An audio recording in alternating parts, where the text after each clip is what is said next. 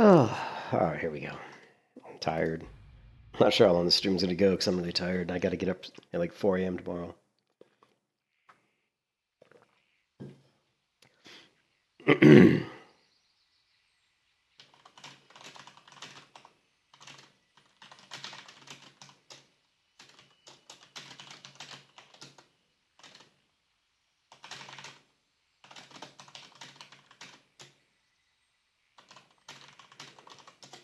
Yeah, I hit level 40, and it's just like once you hit level 40, this it just feels like the leveling just slows down so much. And I was like, oh, and the thing that really was frustrating, RJ, is I couldn't get a group. I had the Scarlet Monastery quest where you have to go in and complete 3 of the wings.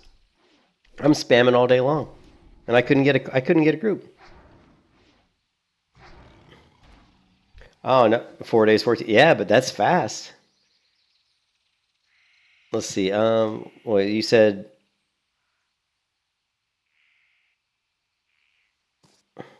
Yeah, I couldn't get a group. You said I would say at like 2 days and 14 hours for what, level 31? Well, dude, I'm like 5 days for level 40. So I checked my playtime on my hunter, and it was like 5 days. Although I did spend a lot of time, and I do spend a lot of time fishing when I'm on a fresh server, and it's the only character I have. You know what I mean? I spent a lot of time dicking around. Like I did. I spent a lot of time fishing. Let's not lie. But this character will actually level quite a bit faster because I'm not going to be doing any. Plus, also you got to keep in mind my. You also got to keep in mind my. My hunter also was a herbalist and a what was it? She was herbalism and skinning for like the first like 25 levels. So that also slows you down. Every time you're killing a mob, you're skinning it. Every time you're picking seeing herbs, you're picking them up. So that also slows you down. Whereas this character, I don't have to do any of that. This is enchanting tailoring. I don't have to skin anything. I don't have to pick any herbs. I don't have to mine any ore. I'm not going to do any. I mean, I'm probably not even going to do fishing. So, so this character is going to be much quicker. But yeah, I couldn't get a group. And the thing is, we're using that Greenwall add-on. So when you post, right, you're posting across 3 guilds. And I posted like on and off all day today. And you'd think on a Sunday, in the middle of the day, I couldn't get a group. And it wasn't just me. There were other people. There were other people posting too, right? It wasn't just me. I saw multiple groups saying that they had everybody in the group except a healer. So the common thing I've seen is that there just aren't enough healers. Yeah. Well, leatherworking, yeah, but I'm like, dude, I'm like 225 fishing, 225 herbalism, 215, alchemy, like 225 cooking. I'm maxed on cooking, maxed on herbalism, maxed on fishing. So, and I guarantee you, fishing takes a hell of a lot longer than any of those professions you're doing. That alone takes a while. But yeah, but I'm not a fast leveler. And a lot of it's because, I kind of dick around. Plus, I go AFK a lot. A lot of times I'll just like walk away from the computer when I'm not, because I'll play a lot when I'm not streaming. And I'll go in the other room and talk to my wife or feed the cats or walk the dog. And so I have a lot of time where I'm just, walk away from the computer. I am honored. Can I assist you? May the stars guide you. But yeah, I mean, if I want to level fast, I've always said I can level fast if I want, but not super fast because I don't use Rested XP or any of those add-ons that tell you what to do. So, How may I help? Greetings. If you're following like a path, like Rested XP or one of those add-ons, you level much faster because there's no indecision. There's no decision making. You're just like, go. Okay, it tells me go here, go. Like, whereas a lot of times I'll be like, oh, where am I going to level? And I'll hit the map and oh, I guess I could go here. There's some quests. Oh, maybe I could go over here. Oh, there's some quests down here. And I mean, I literally, you know what I mean? And I'll do that all the time. So, but I don't like having something tell me what to do. I prefer to just kind of to do what I want to do,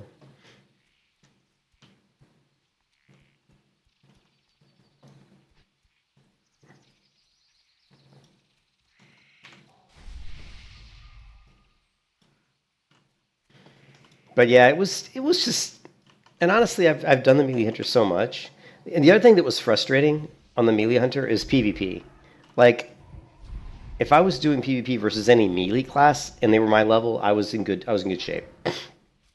Like rogues, hunters, well, not hunters, rogues and warriors my level, when they tried to kill me, usually I killed them. But whenever I went up against like a ranged class, obviously it was very difficult. And then just not being able to get a group was like frustrating.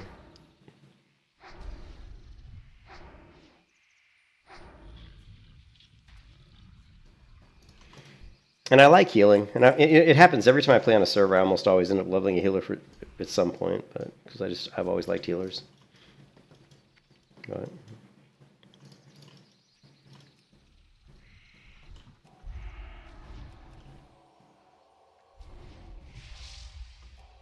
yeah, I mean, if you're playing a rogue,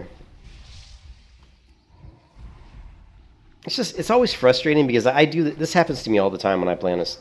This happens to me all the time though when I level a character. I always will get a character to like level. I think same thing with I think Zalson. I'm not the only one. I know Zalson runs into this issue where we'll level a character like to 40 and then we just kind of get, for lack of a better word, we get a little bored. You know, because we played this game for so long that it's like, oh yeah, new character. You get to like level 40 and then the leveling starts to really slow down and you're just like, maybe I'll go play a different character. You know. Yeah. For me, it's 40. I can level to 40 usually without getting into too much issue. You know, I can usually get to 40 before I really start to be like, I always feel like at 40 I hit a brick wall, you know.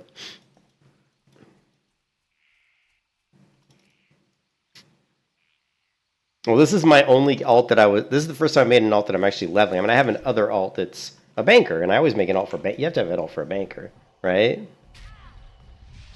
Lovely. Yeah. Well, yeah, like I played my hunter today for like, I don't know, like You can kiss your I probably played like 3 or 4 hours on the hunter, and I maybe I did like, you know, one level, you know, like one level maybe, and it was just like, yeah.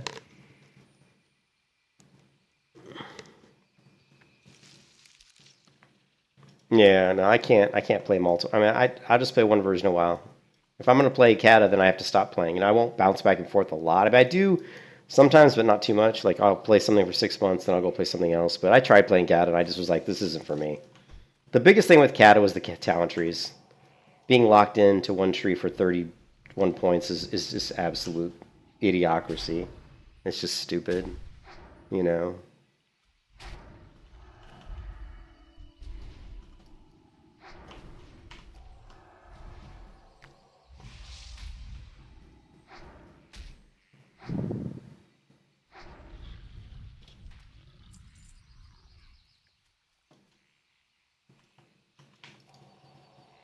I don't have Renew yet, which kind of sucks.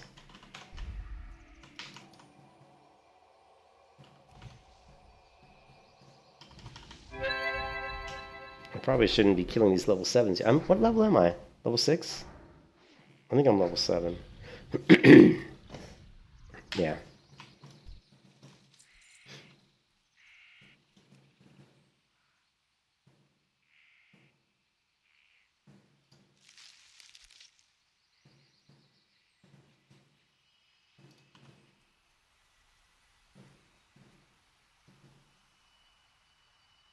Oh yeah, yeah, RJ. I watched the Cargos video where he was doing some PvP. Hey, what's up? Hey, what's up, Zyron? How you doing? I watched the Cargos video where they were doing some PvP by Terran Mill, and it looked like fun. But again, it sucks because I'm not level 60. I'm not even level 50. And the other thing too that kind of stunk. The other thing that was kind of getting to me a little bit is, and this is something that happens whenever I play on a RPPvP server, right? Is I'm like, the melee hunter is really fun, but the melee hunter sucks at PvP. Like trying a melee hunter for PvP is not easy, right?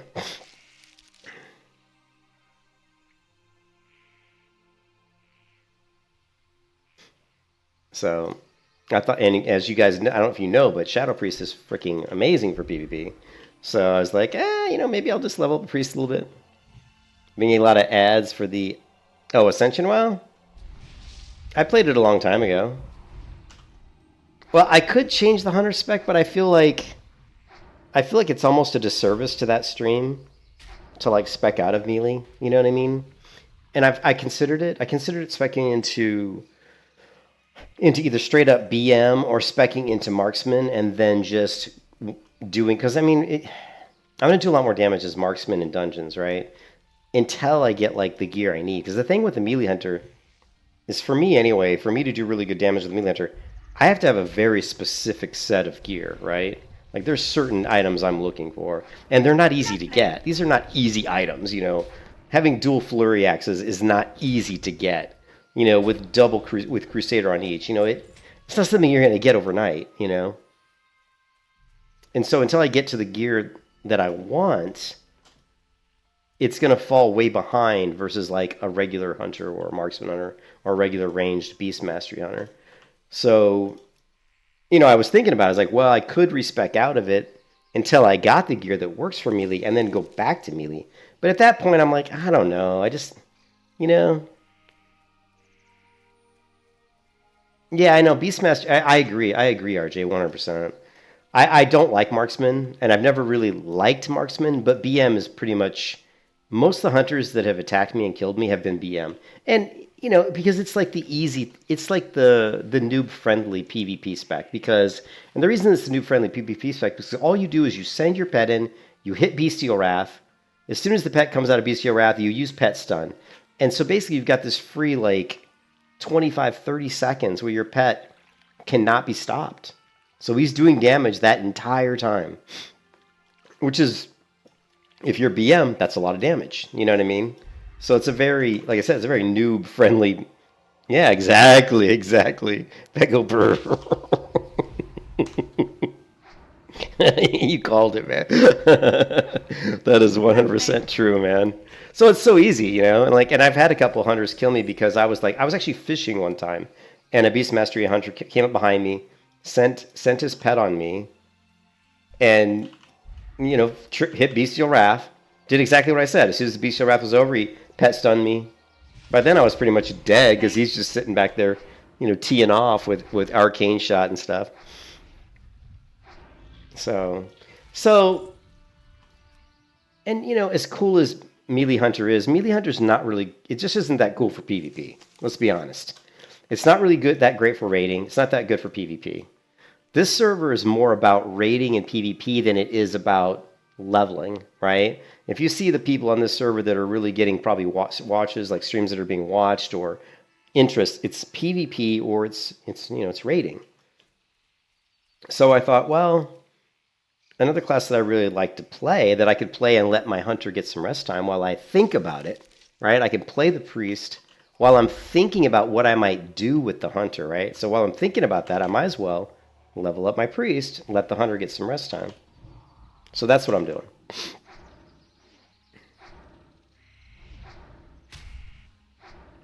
So at least aim shot. That sounds like a good idea, RJ.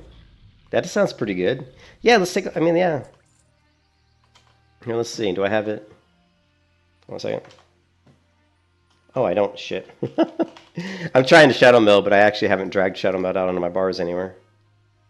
Alright, let's see.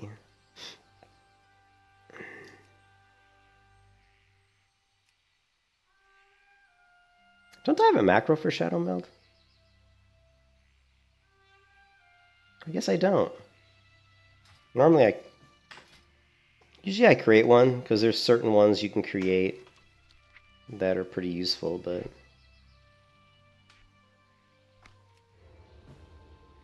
Well, here, we'll log out, RJ, just so we don't waste that leveling speed time, right? But yeah, I mean, I level really slow, because a lot of times I'll be looking at talent trees, looking at articles, doing stuff while my character's still logged in. I do it all the time.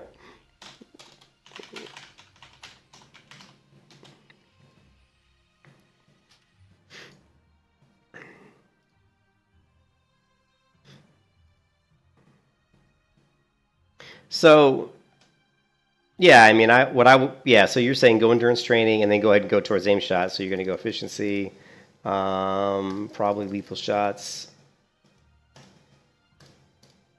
So like that, right? So that's what you're saying? So that's level 25. So you've got aim shot. Your pet's got more health. What do you go for? So what do you go from there? Where do you go from there, RJ?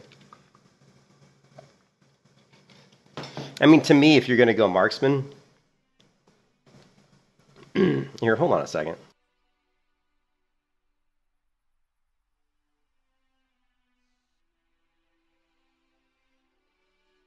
Sorry about that.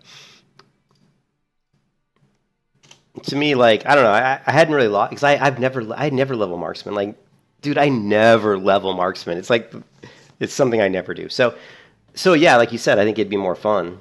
You know, warriors weren't hamstringing. Priest was not being efficient with healing. They also didn't want to wait for me to get a quest, and they were. Oh, you get some weird groups. I had some good SM groups, and then I had a couple SM groups the other day that were bad. But today I couldn't even get a group today. It was so frustrating. I was like, this is so frustrating.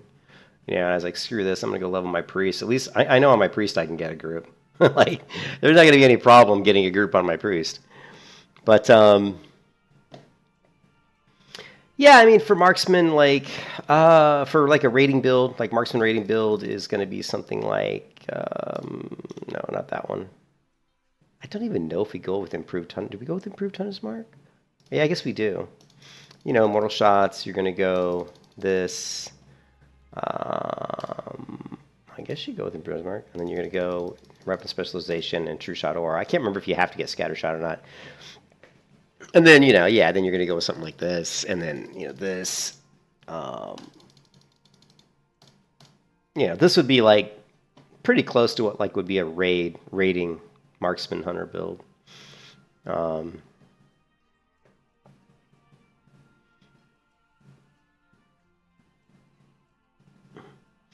Yeah, if I was gonna go, that's a good point. I thought about that as well. Like if I was gonna go PvP focus, I probably would go with improved concussive shot because actually it's pretty good.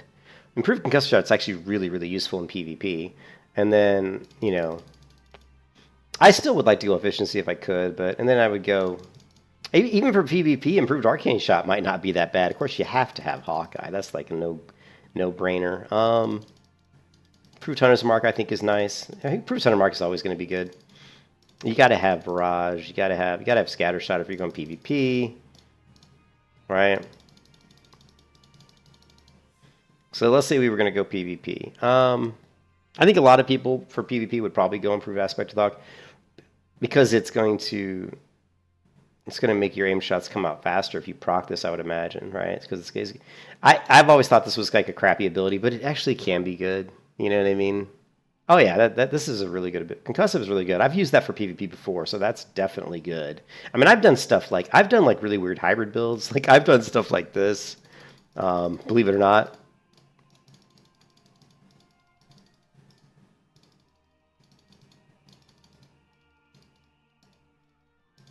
You know,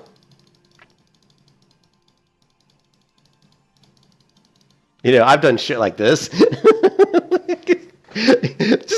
just to annoy people. Like this build here, like in Burning Crusade, is so with this build, you're like really annoying. Like you can like when rogues get on you, you can parry, you can dodge, you can basically deterrence. Other thing I would probably do is, I mean, I would probably get at least 1 point into your approved feign death. Yeah, and then you've got trap mastery, so they're not your traps. And then I would say that savage strikes you don't even need. I mean, you could if you want to be really annoying, you don't even really need savage strikes. It is useful, but your damage is going to come from range, so you probably don't even need that. But there's all kinds of weird shit, man. What's up, Saboro? Yeah.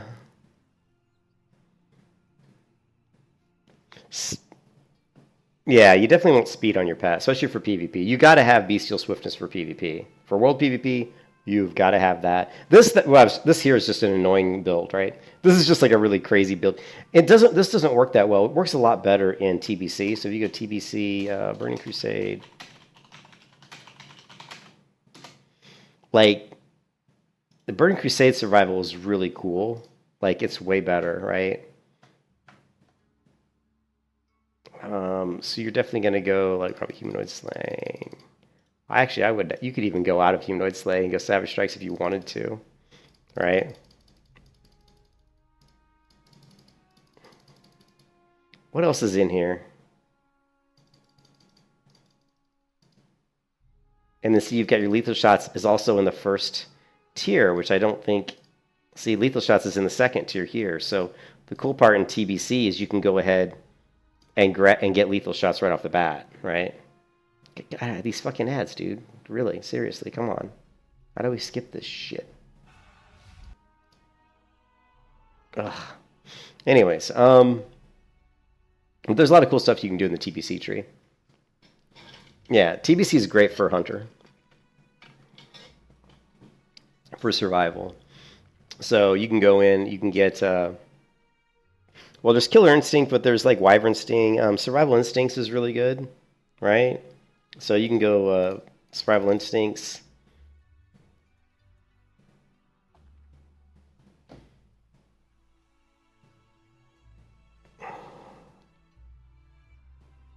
I haven't looked at this tree in a while, but there are some really good stuff in here. Like there's resourcefulness. You actually definitely, if you're going to go like survival, you have to get resourcefulness as well. So I would go here, get resourcefulness. You know, get lightning reflexes, Wyvern Sting, and then and at this point you can do whatever you want. You can go, I don't know, Hunter's Mark probably. I don't know. You could even go like, right? Come on, noobs. You can even get aimed shot too, right? So think about that. You could have aimed shot, Wyvern Sting, still have your pet with some decent armor and stuff, which, you're still going to win. And there, I probably would go, look, you could still grab improved aspect of the monkey, right? The cool thing, and then you can even grab counterattack. So that's what's cool about TBC is you have, like, if you want to go survival, you can build a character that's very difficult to kill. I used to duel my brother. I say this all the time. I used to duel my brother in TBC on his rogue. He played rogue, and he was a very, very, very good rogue. Like, my brother knew rogues inside and out. And I would duel him on my survival hunter, and I would win probably about 3 out of every 5 duels. I would say I'd win 3 out of every 5 duels.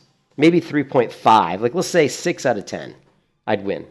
And the reason I would win was just because, if he got up on me, he would open up, right? He would open up with his, rogue stuff, and I would just trinket. You just trinket it, right? You trinket it. You drop your frost trap, right? You trinket, drop frost trap.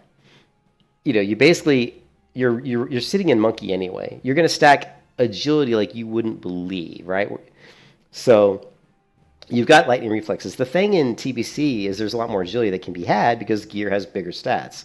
So you get these Stellaris axes from that instance out in the Nether Storm area or whatever it's called, and they have like plus 15 on each axe, and then you chant them with plus 15. So you've got 2 axes that have 30 agility on each, have 60 agility.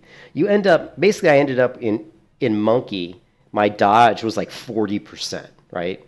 So I had like a 40% chance to dodge. So. And my parent, I don't know. So basically, the rogue opens up on you. You trinket, you drop a freezing trap, right?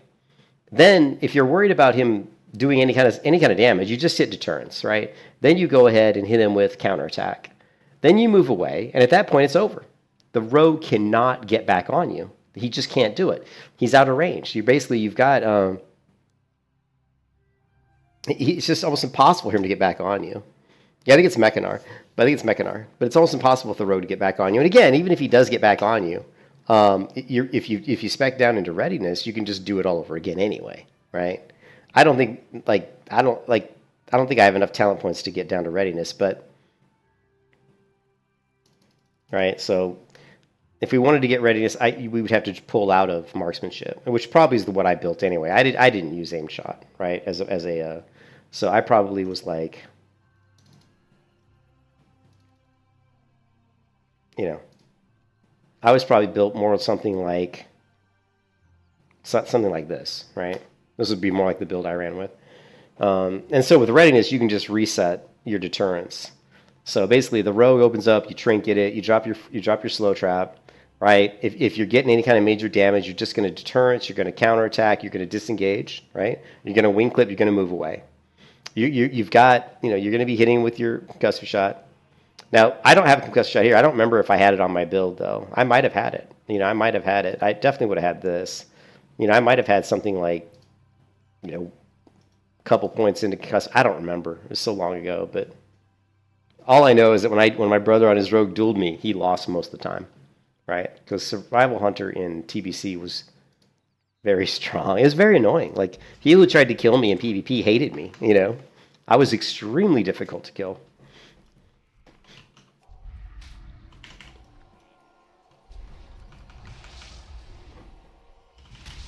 Yeah, it does, doesn't it?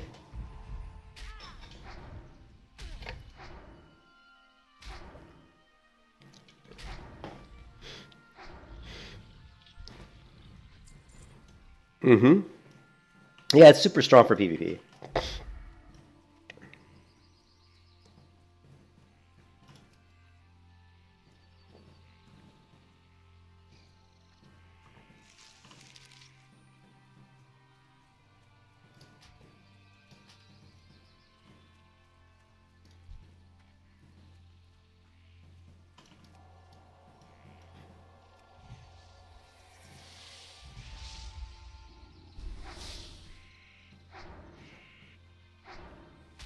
Mm-hmm. Well, it's just you don't think of the stun as a guarantee. It's just a nice, you know. You're going to use concussive shot to slow anyway. Lovely. So if you get the stun, it's just a nice benefit. I mean, obviously you're going to have a weak or a tell me when or something to track that, right? It's kind of like getting a blackout with a Shadow Priest.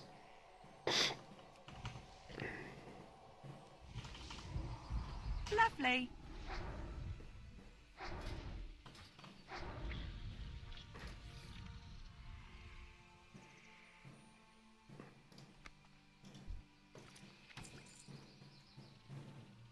Oh, it's good for again for PvP. It's really good. For PvP, it's really good. Um, the thing with the trapping though, like like going into like improved traps is really better for dungeons than it is for PvP. I mean, it's good for world PvP, right? It's great for world PvP. If you've got like a big, huge battles, like it's Terran Mill and it's 40 on 40, and you're a survival hunter, and you do throw down your slow trap, you can root a lot of players. So for that, in that situation, it's it's good.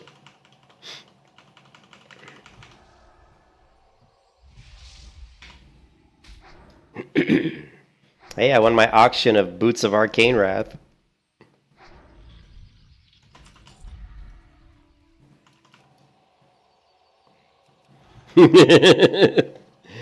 I'm tempting your tummy with a taste of nuts and honey. Yeah, yeah, but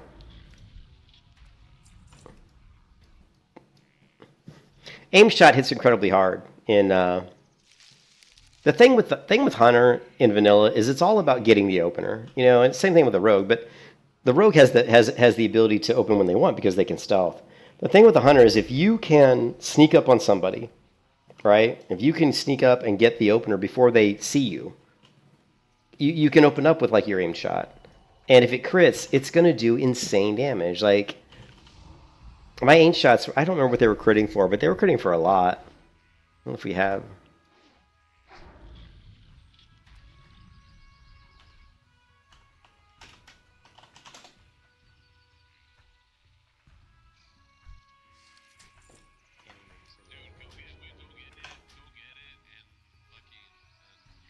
You can see in this UBRS group, I was doing 552 damage per second, and I was number one in the group out of like 1, 2, 3, 4, 5, 6, 7, 8, 9, 10 people. I think there were 10 people in the group. It was a 10-man. So let's see if we can get to like see like what my aim shot crits were doing. 5. I could buy you your symbols. Yeah, it's too late. I'm already. Well, I mean, I'm already flying. We can summon you back. You can summon your. Yeah, you got scared, bro.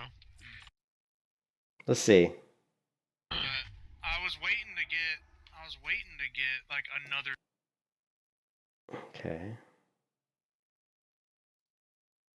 Let's see if I even use aim shot. Office would be worse than Here, I'm actually using aim shot right now, I think.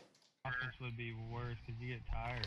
And you saw that's one of the risks of aim shot right there. You saw I was using aim shot, and what happened is the mob died before the aim shot fired, right? Bella, I hope you can come to a CG with us one of these days. That was fun last night. Well, if it's on a weekend, I can come, no problem. It's these Oh, yeah. nights, dude. My I job's feel like shit, manual bro. fucking So this is the hardcore. This is hardcore, right? These are all hardcore players, right? labor. I can't go without sleep. Like I'll fucking die. Shit, I work in an office. I was dying, dude. Multi-shot. An office I would feel be like it worse working than in an labor. office. Right here, I'm queuing up the aim shot, but you can see it's not going to land because the mob. See his health? He's going to die. Would be worse. 'Cause you He get died before my aim shot triggered. That's so annoying. tired. Just Yeah. sitting there. No, like if you don't rest after the job I Like that aim shot hit for 685, but when they crit, they can crit for like a lot more than that. A lot of it depends on your buffs too. Like it looks like I've got a few buffs, but not like a ton. I don't even have like wow, I don't have hardly any buffs really. I don't have my elixir of mongoose. I don't have like any kind of additional buffs. I've got maybe this one buff here. I don't know if that's like I've got battle shout, true shadow, and I don't have a lot of really good buffs here really. I don't have songflower or anything. work, like You'll die. yeah, I'll literally like not be able to recover. Like I'm 48, like I'm not 20 anymore. No, that's me.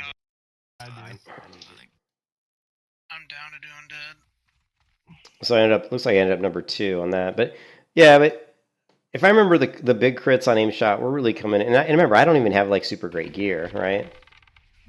Like that's just like an arcane shot crit. I think that was an arcane shot. I got knocked up. I lost aggro. And that's an aim shot, 629. Not that much. Top. Yeah, another like I don't know what that was. Are you tanking that? Just an auto shot or something. Just an auto shot. Takes him from you. There we go. I thought I was feeling it.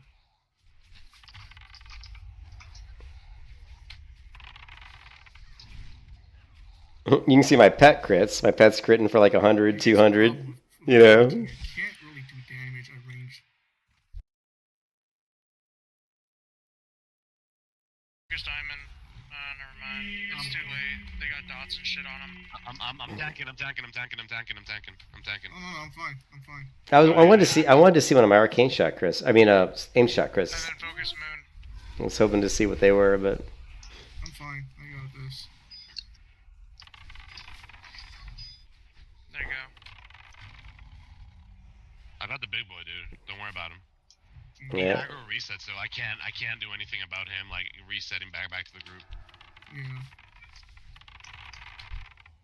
Yeah, just yeah. Okay. No aim shot crits. You took a lot of damage, dude.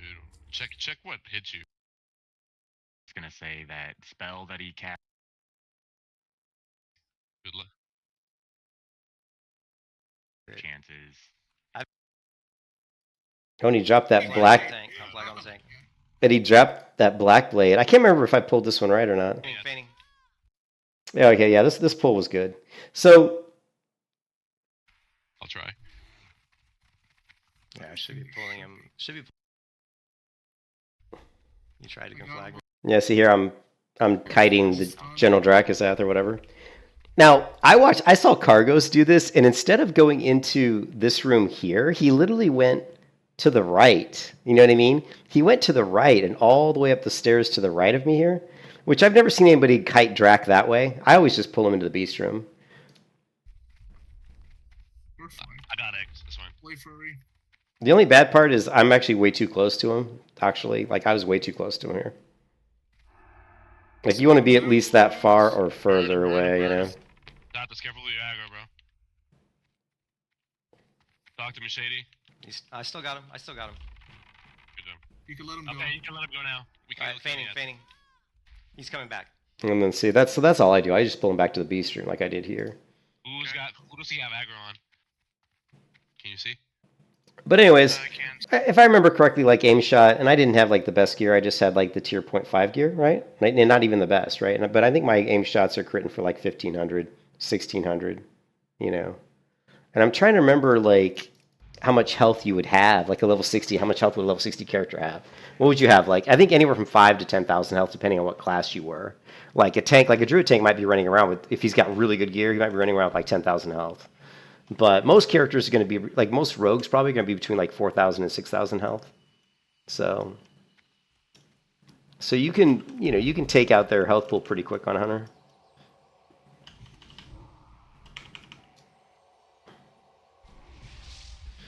But yeah, there's a good chance, RJ, that I will just go marksman with the hunter. Just because the marksman is cool. I mean, it is fun because you do good damage. It's the play style of it's boring because you're just standing back shooting arrows. To be honest, it's very boring. But it is fun to see how much damage you do. You know.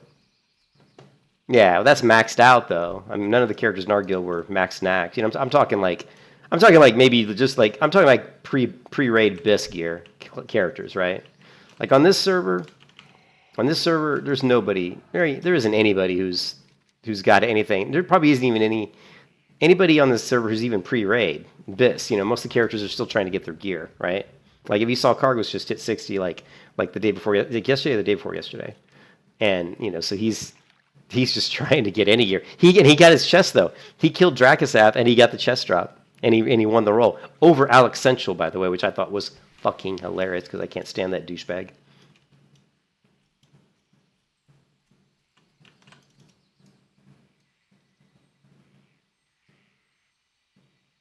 Newbie would have around what? I can't. There's the heart. What'd you say? 4K? Yeah, that's what I was saying. Like for example, like my hunter probably had around like 4,500 health. I think I had around 4.5k health on that hunter. We probably should have went back and looked, but I think that's around what I had.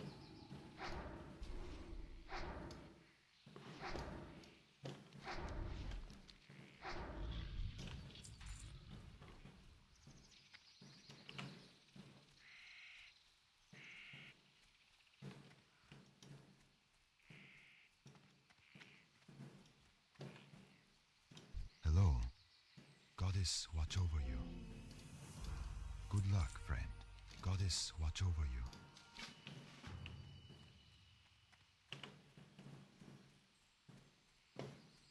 But just watching that video made me miss hardcore, because hardcore, I liked hardcore. Like I was watching Cargos' stream, and he's like the only person I ever watched stream, to be honest. Cargos is like the only one, and I can withstand his streams. I mean, he gets a little cringy just because he's younger and he's you know, he can be a little cringe. But I like Cargos. He's a good guy and he likes the game. You know, that's all I care about. When I want to watch, if I'm going to watch somebody play the game, I want somebody who really just, you know, enjoys the game. You know, they enjoy the game. Like RJ, if you streamed, I'd probably watch you stream because I know you love playing the game. You know what I mean? Yeah, I've never once watched Gray's. Maybe I should check out one of his streams. I've never watched him ever, so I don't even know. I mean, I've seen him. I've seen clips of him with Cargos when they played on the hardcore. You know, when the regional hardcore back in 2019, community based, and you know, I remember lots of clips of him and Cargos playing together. But I've never watched him play. I don't even know what that means. What 14k points? I don't even know what that means. Vishnu Allah. I am. If that's a Twitch thing, I'm a Twitch newbie, right? I am the biggest Twitch newbie there is, man. He's a bit more hyper. Yeah. Oh yeah, he is more hyper. Oh yeah, I know he likes Druid. How may I help? He likes Druid, yeah. I am listening. Like, you know, I used to watch Soda in the very beginning when he wasn't a tool, but the longer he stuck around playing WoW, the more he turned into just kind of a tool. You know, I can't stand Soda now. I think in real life, hopefully he's not as much of a douchebag as he is on stream, because he comes across as kind of an asshole on stream. Vishnu Allah. I am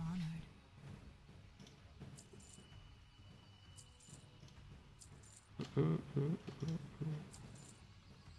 But he plays Druid, and he's a good Druid. So, yeah, Druids are fun to watch because Druid is a very skillful class. You know, Druid's one of those classes that's it's definitely, you know, it takes skill to play Druid correctly, especially if you're gonna DPS like, you know, like Gordon Ramsay. You know what I mean? Careful. Yeah, he's weird. So does Strain. I agree with you. He's a bit weird. You know. I have to go to the hospital with my wife tomorrow at like 5 a.m., so I can't play too late tonight.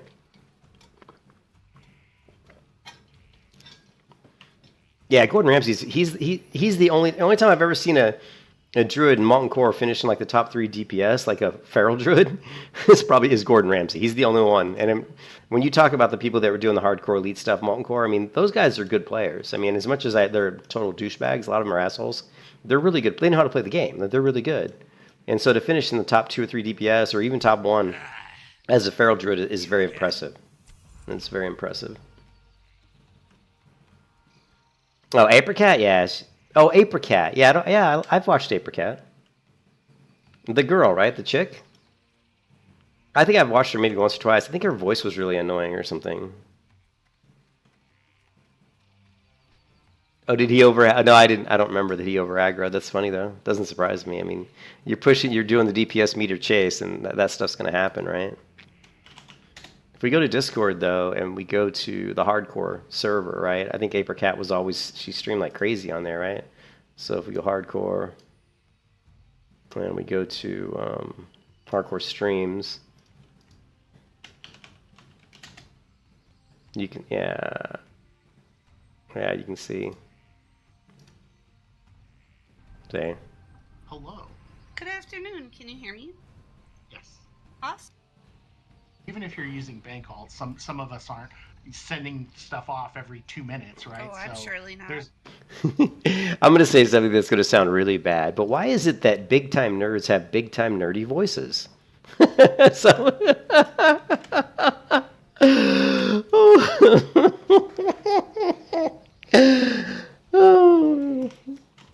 oh, I kill myself. Hey, I'm a big time nerd, dude. You know what I mean? I play video games. I played Dungeons and Dragons when I was a kid, and I love D&D, man. So I'm a big time nerd, but I think when I talk, I don't really sound like it. Like if you just hear my voice, you're not like, oh, that's a big time nerd right there.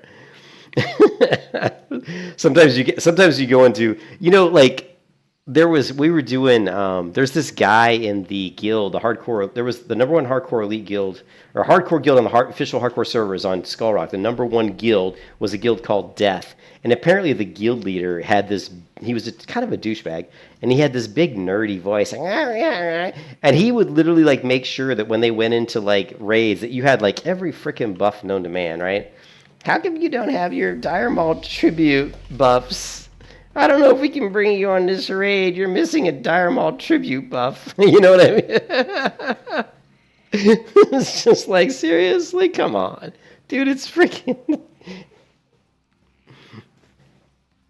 Man.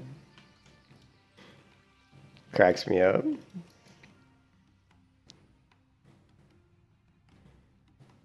Oh, I don't think reading books makes you a nerd. I think it's good that you read books. It's sad that people don't read books anymore, you know? Like, I haven't read a book lately, but I have behind me, like right behind me, I have a bookshelf full of books. Like Terry Brooks, Lord of the Rings books. I mean, I don't know, who else? Stephen R. Donaldson, Robert Jordan, fantasy books. Yeah, I got tons of them. Why am I going this way? I don't even need to go this way. I'm just running the wrong direction. What do we need to do here? Well, we got a bunch of quests to turn in, apparently. Hey, Zelch, what's up, man?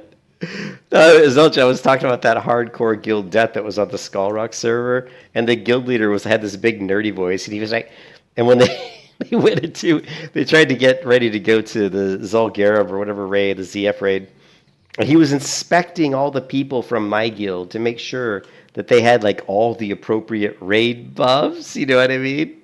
And he's like, and then this one guy, our rogue, didn't have any of the Dire Maul tribute buffs. And his name was Snoop. He's like, I don't know about this Snoop guy. He doesn't have the buffs from the tribute. Hey, Jason. You were just playing the druid? Oh yeah, I haven't. Yeah, you always play a warrior a lot, though, Zelch. I have not played a druid in a long time, to be honest. What are the good MMOs to hop in right now? Oh man, that's such a hard question. That's a hard question. I mean, it's kind of a hard question and an easy. Oh, in arenas, nice. In which version of WoW though? You're in Cataclysm Classic, right? You're in Cataclysm, right? Arena and Cataclysm is really good. I mean, Arena, like Cataclysm, that's the best part about Cataclysm is PvP. It just annoyed me, Yeah, Cata Druid's good. Cata Druid's really good. Yeah, Feral's really good. Yeah, I was watching videos before Cata came out, and Feral is very, very strong. But like asking someone what's the best MMOs to hop in right now, it's like it's an easy question and it's a hard question all at the same time. It's easy in that it's the same MMO as it's always been for the past like 7 years. Final Fantasy 14, Guild Wars 2, you know, maybe Black Desert, maybe World of Warcraft, Elder Scrolls Online. You know, those are the ones that come to mind, right? Because all of those are good MMOs. So I would say that I would try those. If you're not into PvP, you can just take Black Desert right off the list. You know, I wouldn't do Black Desert unless you're someone who just wants to sit around and farm or something or build ships or something. You know what I mean? We are in a bad spot. There are no good. I mean, there's MMOs that are coming. Throne of Liberty is pretty much a wash. It's falling apart because they're not making any money, so they're trying to port it to mobile, and they're trying to do stuff with mobile, and so yeah, Throne of Liberty is gonna die really quick. I will tell you that New World is actually coming out with some big changes, and I don't know if they're going to go over good or bad, but they're going to make some pretty drastic changes to New World. So if you've ever played New World, or if you're interested in playing New World, definitely take a look at that, because they definitely have made some announcements about how they're going to make some pretty drastic changes to New World, like big changes. Yeah, Grobulus. Grobulus is where to be, baby. It's because Grobulus has always been a pretty good server.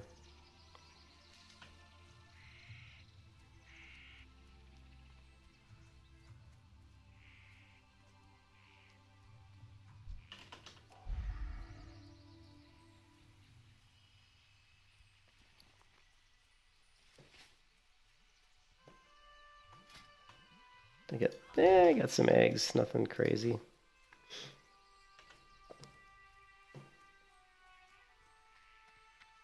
Yeah, I don't know. We might.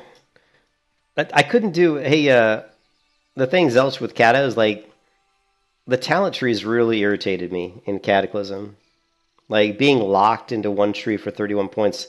I did not remember that that's how Kata worked, and that really put a bad taste in my mouth. I'm like, you got to be kidding me, you know. And then I just didn't enjoy the leveling in Kata. I was trying to level up, and the quests were really stupid.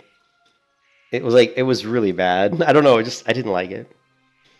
So, and then at that point, I really wasn't playing WoW at all. After that, after I wasn't really enjoying Kata, I kind of was like not really playing WoW much at all. I tried to play retail for PvP, but the problem with retail is getting geared at the max level is a real pain in the butt, and you basically just get your head stomped. It's like how would you like to get your head stomped into the ground over and over for like 2 weeks straight? That's what it's like getting geared in retail WoW for PvP. Like if you don't have if you're like leveling up a character from level 1 and you're trying to get geared, once you get to that top bracket, you're just going to get your head pounded into the ground, man. Oh, you missed my Guardian? I haven't played Guild Wars 2 in a while. I know that they're coming out with a new expansion. And I mean, honestly, I was thinking about playing Guild Wars 2 after I was like kind of fed up with Cataclysm Classic, and I was fed up with Retail WoW. I was thinking about going and playing it.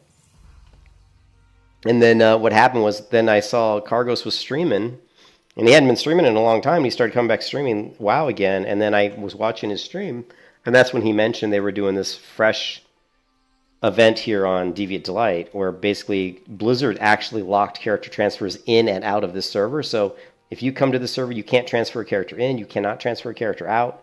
So this server feels like almost like a day one 2004 server, where everybody's coming in at level 1 with no money and just leveling up. So that's why I jumped onto here and was playing here. But yeah, I haven't looked at Guild Wars 2. Oh yeah, no. Yeah, I found out about this server late.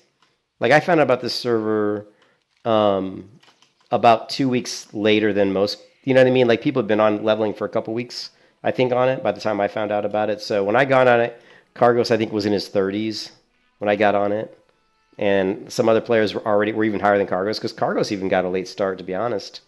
You know, like remember there was the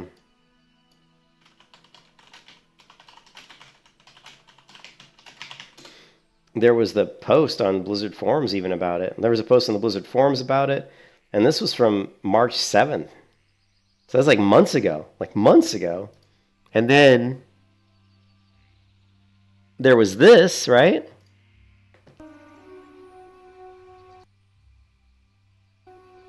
And this was Aladar's video, and this was 2 months ago.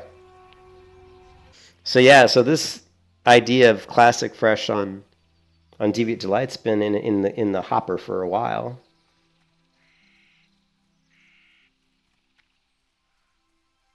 You decided to YOLO, yeah. But now you're glad you did. But anyways, Jadson, I haven't looked at Guild Wars 2 like recently. And this cat's annoying me. Guild Wars 2 new expansion. Let's see. Let's go to Muckluck. There we go. All right, hello YouTube, Muckluck here, and today we've got some very cool news. They have just announced the new Guild Wars 2 I'm gonna feed the cat expansion while this is playing. And many of the features in Yeah, I watched Mad Season's video, yep.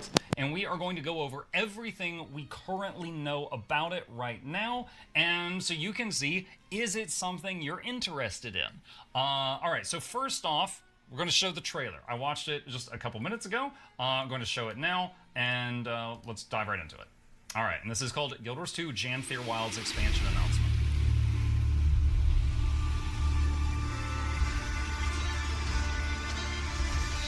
I love the music. It makes me think of Valheim. It may be dangerous, but this place, oh, it's stunning. Think there are any white mantle left in the area? I've heard enough rumors. Janthir. A storm looms over that place. Nice. That is not a... So I think, and I'm not going to watch this whole thing, but there is this, there is a new expansion. So I definitely probably will try Guild Wars 2 again in the next couple months. Maybe we'll see. It depends. It depends on how popular this server becomes. Like if this server gets more people on it and if they stay on it, because the thing is a lot of times with these kind of fresh servers is people get to level 60, they raid, and then the server, within a couple of weeks, the server just kind of dies, because people are like, I got to 60, got all the best gear, did all the raids, and now I'm going to go do something else. So we'll see. And I'm not making any money on this on my banker anymore. No one's buying my auctions. I did see Mad Season's video, though, yep. Yeah, the Guardian was cool. The one thing about Guild Wars 2 that I really, really liked is the PvP, the battlegrounds in Guild Wars 2 are really fun, and I had a blast doing the battlegrounds. They were really, really fun. I should be going this way. Let's do this quest, then we'll do these, then we'll see where we end up.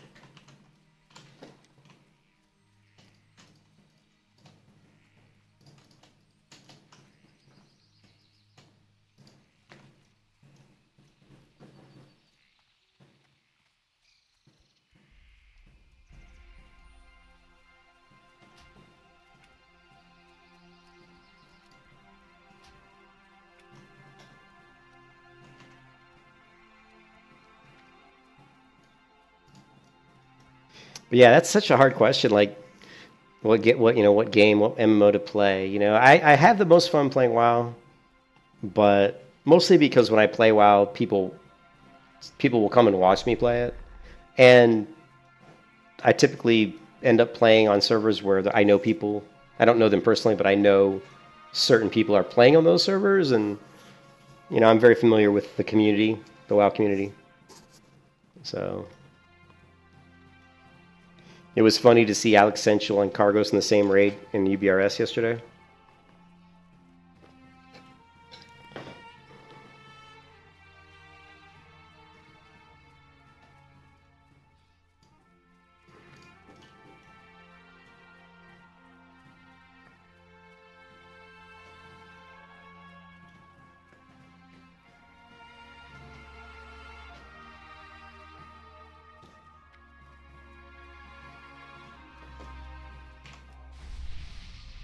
I needed the priest trainer too.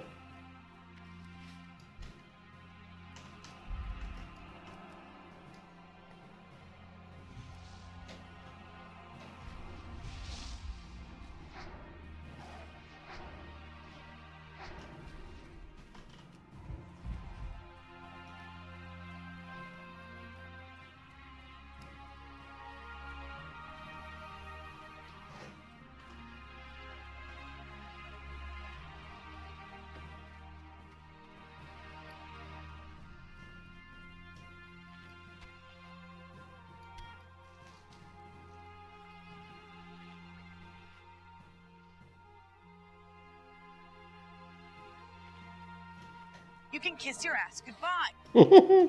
I love that, like, when I'm low level and I take one of those Rumsey Rum Black Labels, my health goes, it like doubles my health almost. So my MSBT thinks I'm dying because my health just dropped like in half, but it's just because I increased my health so much.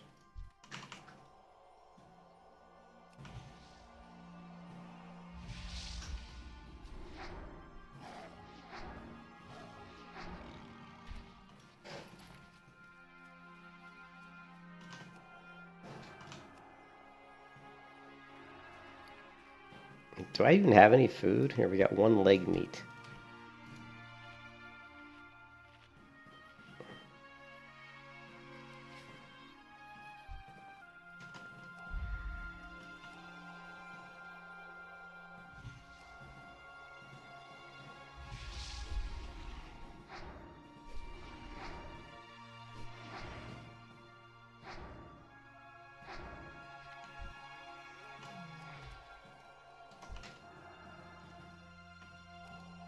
Insta spawn.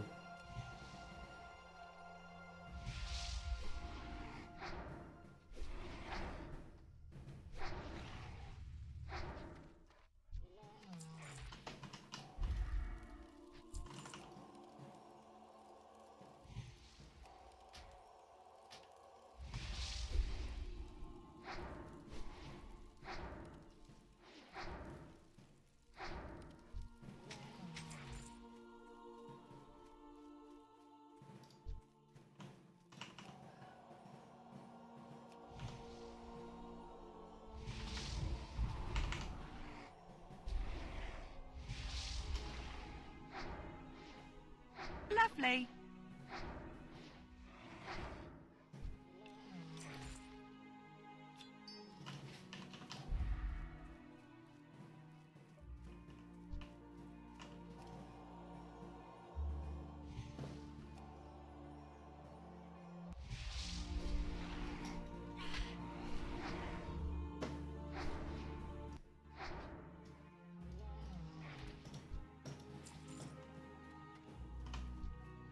Just killing these mobs while I wait for the others to spawn.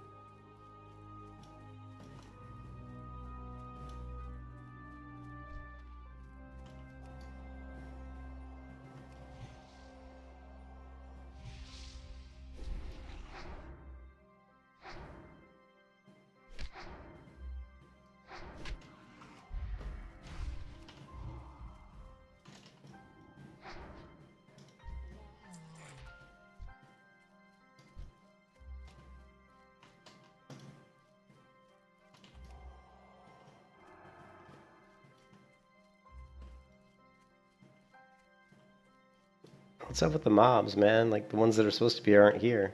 Is this like, are they bugged or something?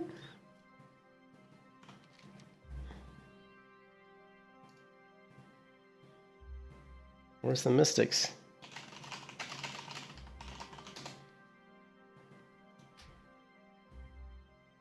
This is weird. Oh, here we go. Here's one.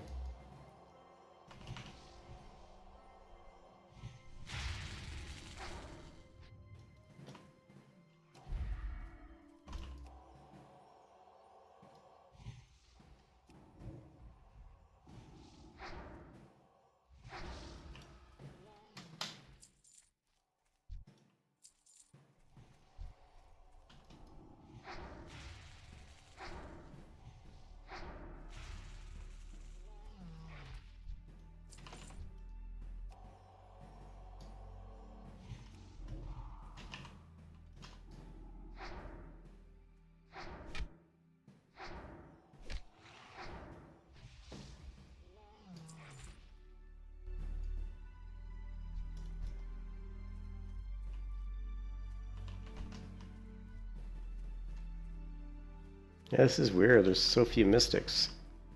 I mean, there's a lot more.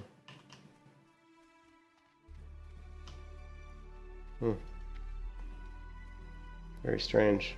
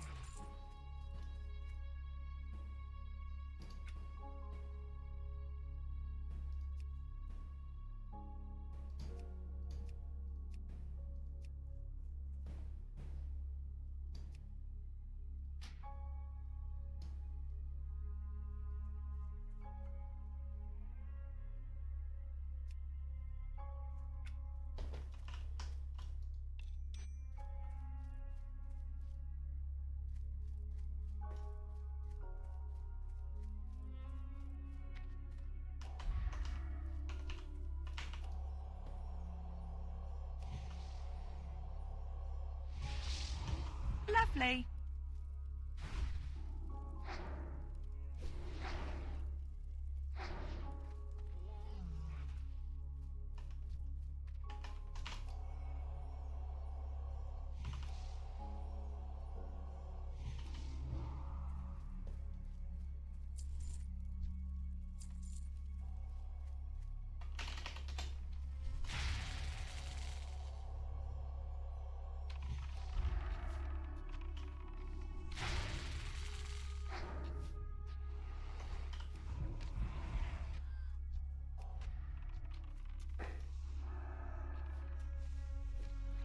Oh, there's like a cool.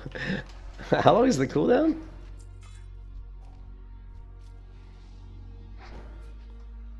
I'll have to put a weak aura up for that, or a tell me when.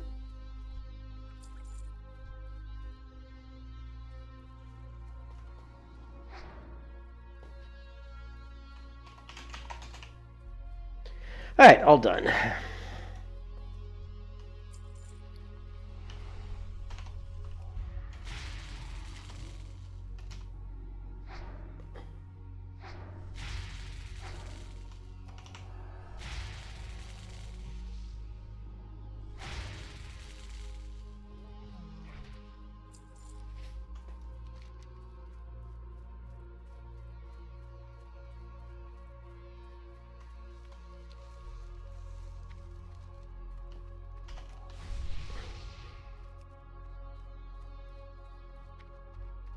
Its guild name's the Future Corpse Club. That would be a better guild name on a hardcore server.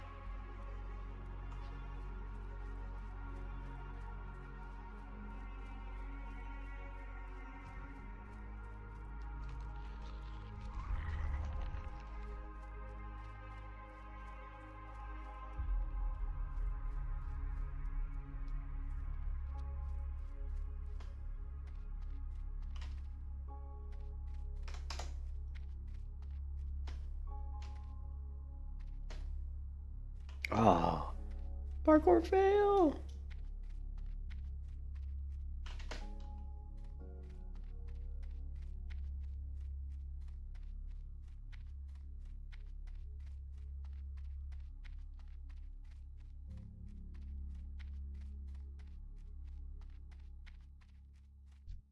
listening. Good luck, friend.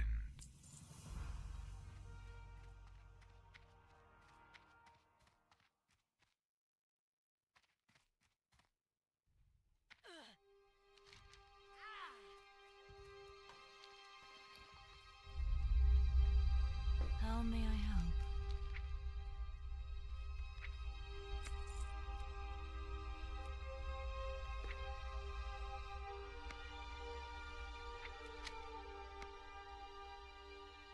I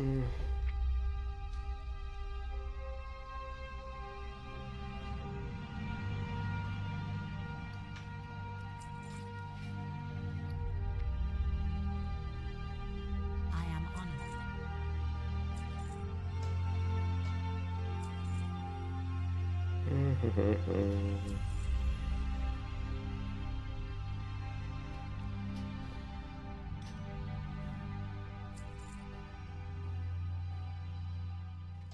May the stars guide you.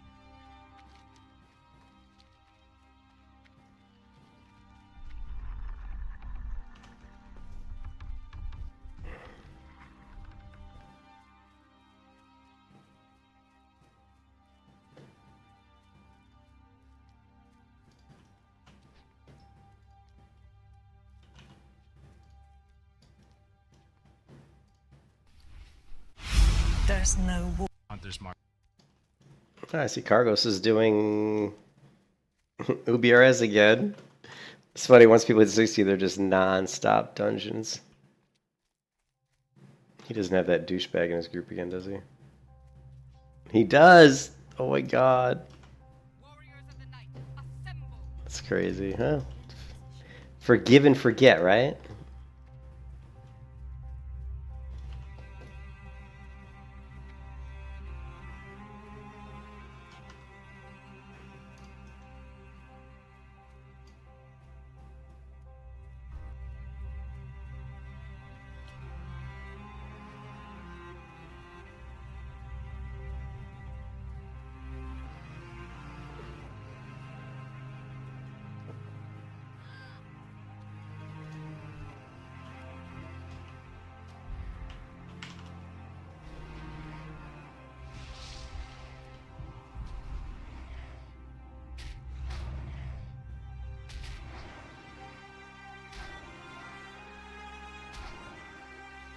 Lovely.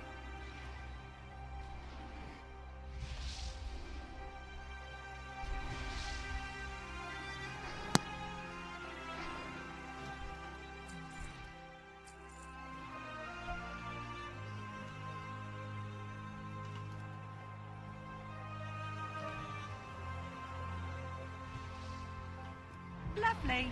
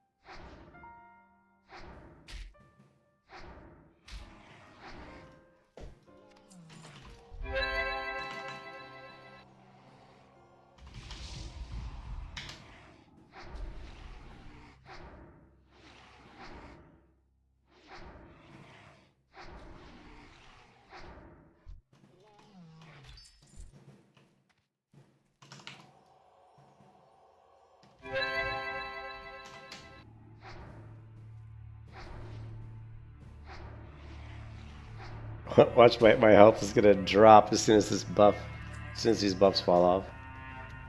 Watch, I got 2 buffs about to fall, and watch my health just like drop like a stone.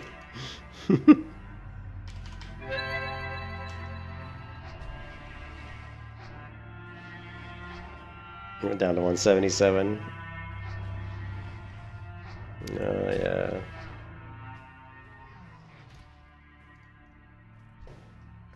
Alright, 6 of 6, sure, why not? Let's turn this in. Oh, we gotta hit the trainer too. I haven't hit my trainer in a long time, so I just get going. I don't even think about training, to be honest. Okay, Mind Blast is available in Shadow Word Pain rank 2, so definitely wanna check that out. Lovely.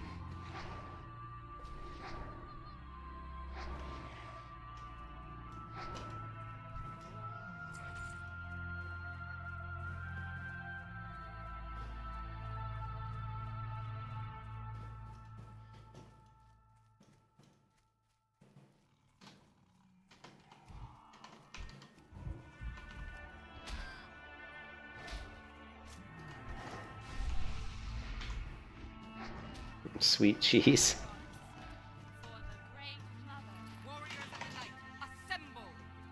Peace in position. Illume light your power.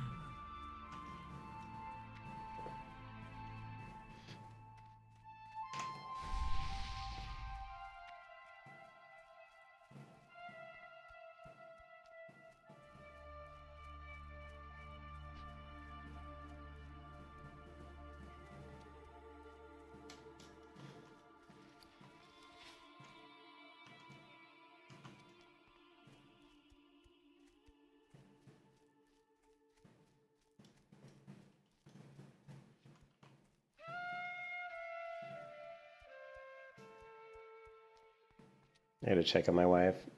She goes into surgery tomorrow, so I gotta make sure she's alright. Hold on a second. Let me check on here really quickly. What's this Scorching one? Oh, it's level 30. Oh, there's nothing here I can really use. Nothing. Scrolls. 20, 15. Nothing. Is this level 16? Yeah, we'll grab that. And then stuff I need to disenchant.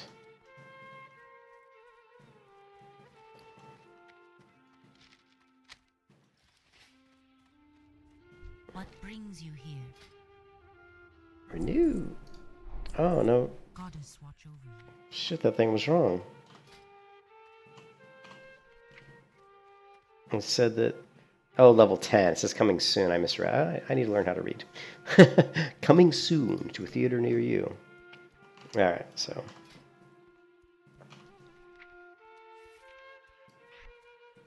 Fade. And we got renew, right?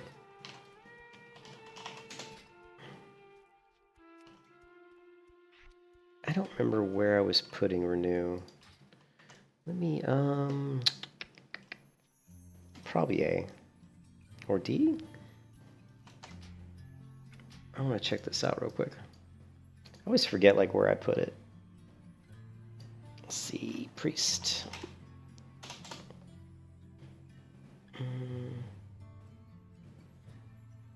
4 years ago. Did I have a hardcore priest 1 year ago? 3 priest. This will work. Actually, I had it on the R key. Interesting. That's interesting. I wouldn't have thought that I was putting an R. What did I put on D? I don't have anything on D. I had Shadow Word Pain. Okay, that's right. Shadow Word Pain on the F key. That makes sense. Shield, Mind Blast. Mind Blast on the A. That's weird. That's just a fuck up. That shouldn't be there. Huh, interesting. I wouldn't have thought I would have put it on R. Interesting. I used to always put renew on like D or F, to be quite honest. But R? What an inspired choice. Let's... I don't know where R is on my UI. Let's put it... we don't really need to see it. Where's R? I don't even see R. I'll just put it here.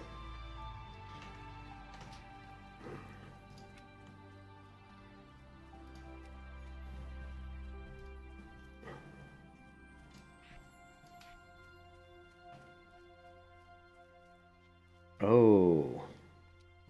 What? Oh, shit. shit. It was on item rack. Can't we do item rack per player? Like player?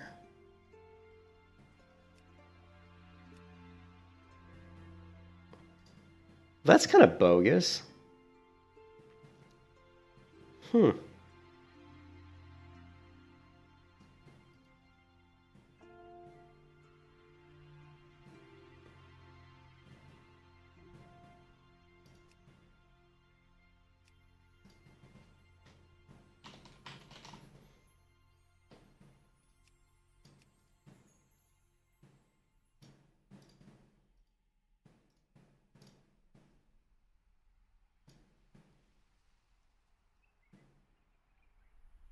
Huh.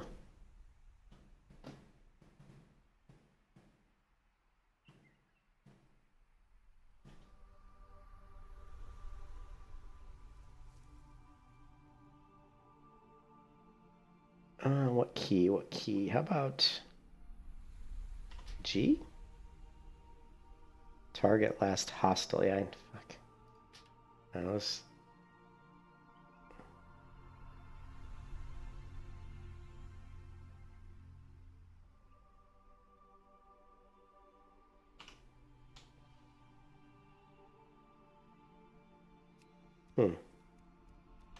Now I'm wondering, like, you would think that it would keep the keybinds per character.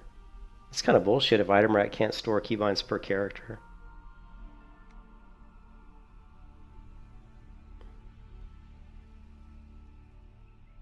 I want to check it really quick.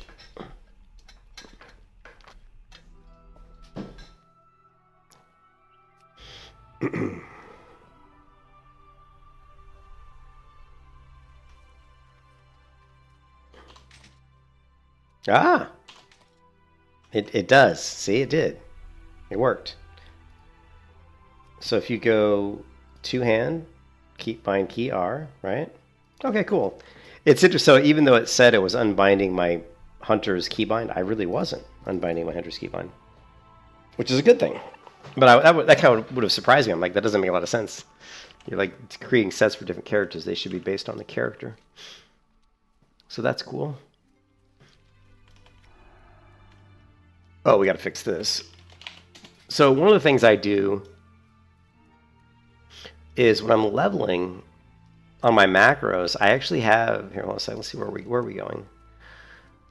Where are we going to go? What is this? Let's turn this quest in real quick. And then I think we'll try to do the Relics of Awakening. Did I say that right? I think we'll try to do the Relics of Awakening. What was I saying? I don't remember what I was saying. I was saying something. I'm sure it was good. My mind completely just wandered. Oh, I was going to say about the macros. Let me get a... Like, I started using focus macros for the first time recently. And that's actually something we should look at really quickly, because to be really, really good, I think, as a healer, I think you probably should use focus macros. So I think it was, let's see, I believe it's this one. We're in a classic.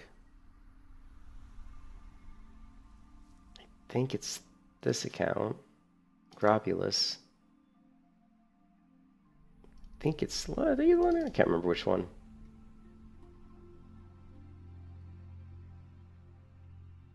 Not that one. Oh no, it would have been the Sword of... Oh, I didn't even see the Sword of Hope here. Okay, then it would have been this one. This one, I think. Yeah, it looks like I stopped using it even, which is interesting. But I had it in there.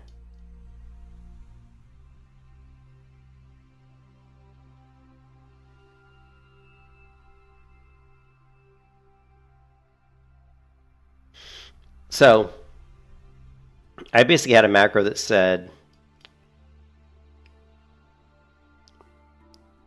that if I had like someone targeted, I was either mousing over someone, like, and targeting and to heal them, or if I had them targeted and I cast this spell, it would heal them. But if I held down the shift key, it would heal me. That's a little different in the way I normally do, that I've had done my macros for years and years and years and years. The way I'd always done my macros previously was like this. I would always just say, hey, if I have someone targeted, it's going to cast Holy Light on that player, right? Or that's wrong. I'm sorry. In this case, I'm saying if I hold down the shift key, it should cast Holy Light on the target, right? But if I'm not holding down the shift key, it's just going to cast it on player, meaning myself. This would be the way I would set it up when I'm not a healer, when I'm like being like a rep paladin, or, you know. So basically what I'm saying is if I just hit like, let's say this is key bound to like the 3 key. If I just hit the 3 key, it's going to heal me. It's going to heal me with Holy Light. But if I'm in a battleground and I want to heal somebody on my team for whatever reason, they're low on health and I want to try to save their butt, I would hold down the shift key and hold shift 3, and that would heal them. Whereas this macro is a little different. This macro is, you know, it's interesting that I changed it here. So if I'm holding down the shift key, it's going to cast Hand of Freedom on whoever I'm targeting. If I'm not holding down any key and I just hit the button, it's going to cast Hand of Freedom on myself. But down here I changed it for some reason, where I said if I'm holding down the shift key, I'm going to cast Hand of Freedom on myself. Or it's going to cast it on whoever I have targeted. If I have no one targeted, it's just going to cast it. I can't remember how this works. It says if I'm mousing over, it says if it exists, it's going to cast it on whoever I'm mousing over. If I don't have a mouse over, meaning if my mouse cursor isn't sitting on top of a player, it's going to cast it on my target. That's how that works. So yeah. So I mean, we could do, you know, like a macro like this. There are some benefits to this. So like if I create a new macro, and it's going to be renew, right? We're going to say renew. We're going to say renew mouse over, right? And then we're going to say, now again, the difference is I set up my macros differently when I'm leveling as opposed to when I'm healing a dungeon. If I'm healing a dungeon, if I'm holding down shift, it's going to heal me, which is the way this is set up, right? Because I'm saying most of the times when I'm casting a healing spell in a dungeon, I'm casting it on my target, the person I'm not usually casting it on myself, right? So the way I set it up when I'm doing a dungeon is if I hold down the shift key, it's going to cast renew on myself. If I have mouse over, it's going to cast it on the mouse over target. If I don't have a mouse over, it's going to cast it on my target, right? So where this really comes in helpful is, let's say I'm healing. Let's say this person's the tank and I'm healing them. If I don't do anything but just hit the R key, it's going to heal them, right? It should. I don't think it works now because this isn't a real player. I hate how WoW does this. Like, you know what I mean? In later versions of WoW, you can heal the guards. Let me make sure that that's correct.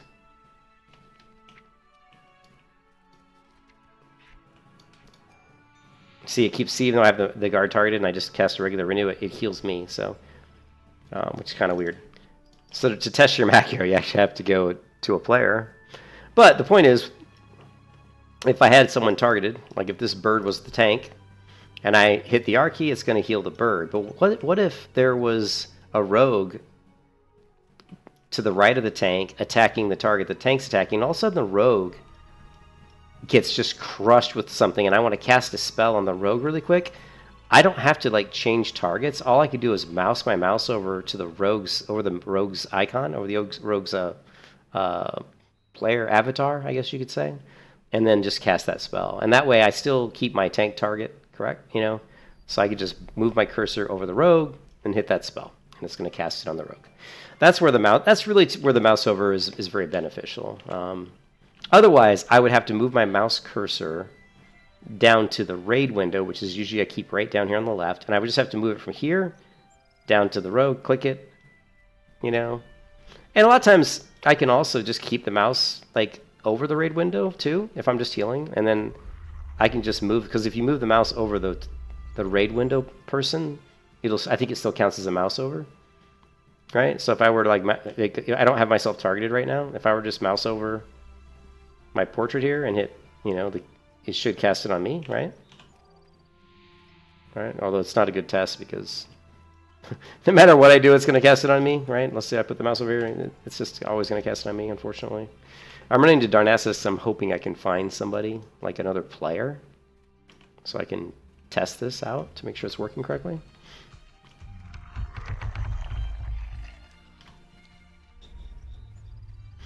But I just started using the mouse over macros recently. It wasn't something I really used a lot because I wasn't really... I was always worried that I'd mouse over the wrong target or something, and so, they are useful. They are useful.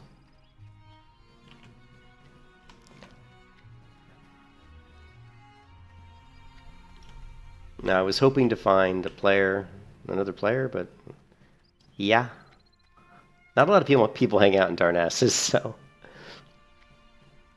unfortunately. I don't see anybody. So we'll just have to test these macros at another time.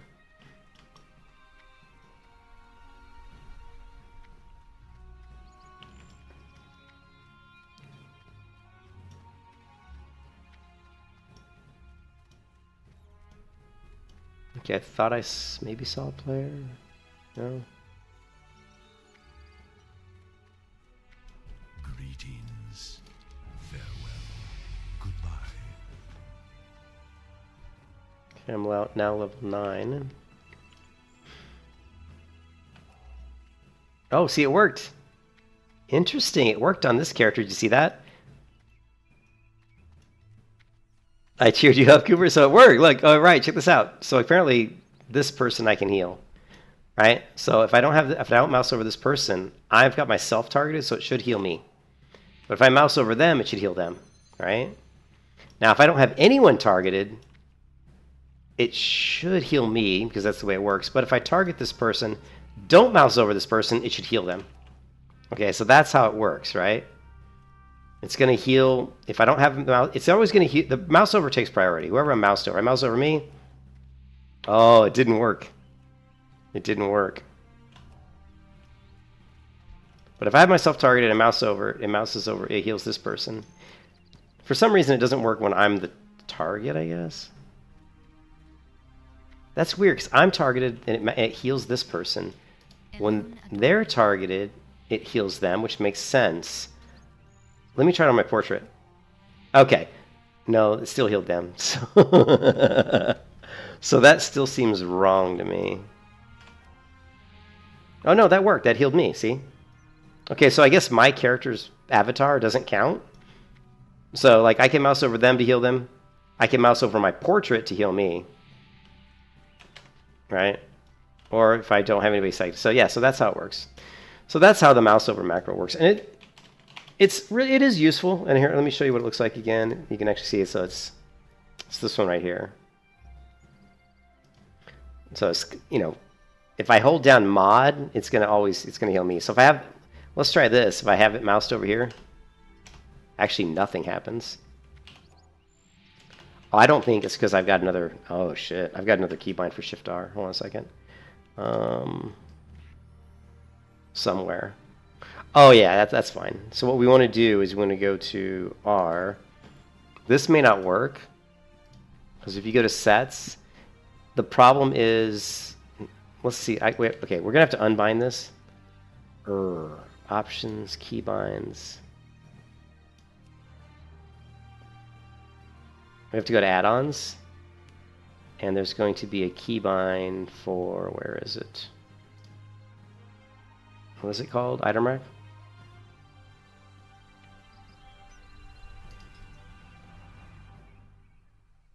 Shit. I don't see that it's showing item rack in here.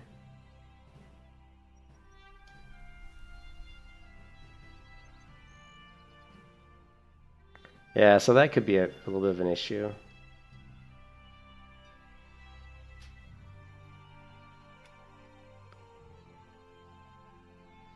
The one way we could fix it is we could create another set here. Let's do this. What is all this shit? I don't even know. What is events? All right, so we've got one set already called healing. We're going to create another set, right? And we're going to call it shadow. And we're just going to same gear.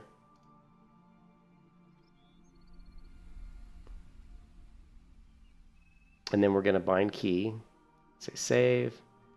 And shadow. We got to give it an icon. I don't know. Is there a shadow icon in here somewhere? Shadow Priest!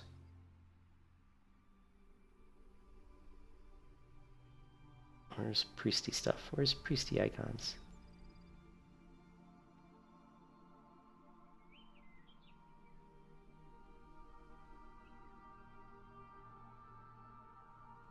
I don't know. Nighttime, that's fine. Now we're going to bind key. What we're going to do is we're going to bind it to Shift R. Now it's going to complain that it's already bound to Shady Moon. Although it says Delight Moon, which is weird. Oh, Deviate Delight Moon. Do you want to bind it this? I'm going to say yes. And then I'm going to say bind key, and I'm going to bind it to something else. Like, I don't know, like Shift 5 or something. And that basically, in effect, got rid of the key binding. So now, if I have this person targeted and I do Shift R, it casts Renew on me. If I mouse over them, it heals them, right? So even if I moused over them, but I hit Shift R, it heals me. So that's how that works. So the thing with that that's really weird is I haven't used those that much. So in tight situations when stuff gets really hectic, sometimes I'll fat finger it or I'll screw things up, you know. But really the only benefit of using the mouse over for me is, like I said, is the example of, like I said, where there's someone in the raid or the group that takes a big damage and they're like maybe right in front of you. But the thing is, you don't usually see it. Like the problem that I have with mouse overs is you have the raid window down here, right? And with people's names on it, you don't always like. I mean, I guess if you don't have their nameplates up usually, right? I don't know about you. I don't usually turn them on. Like, so if I go in here and like I turned on the friendly nameplates. This isn't a real player, so it doesn't have a nameplate. But if this was a real player, like another player in the game, there'd be a nameplate. I don't normally turn nameplates on for players.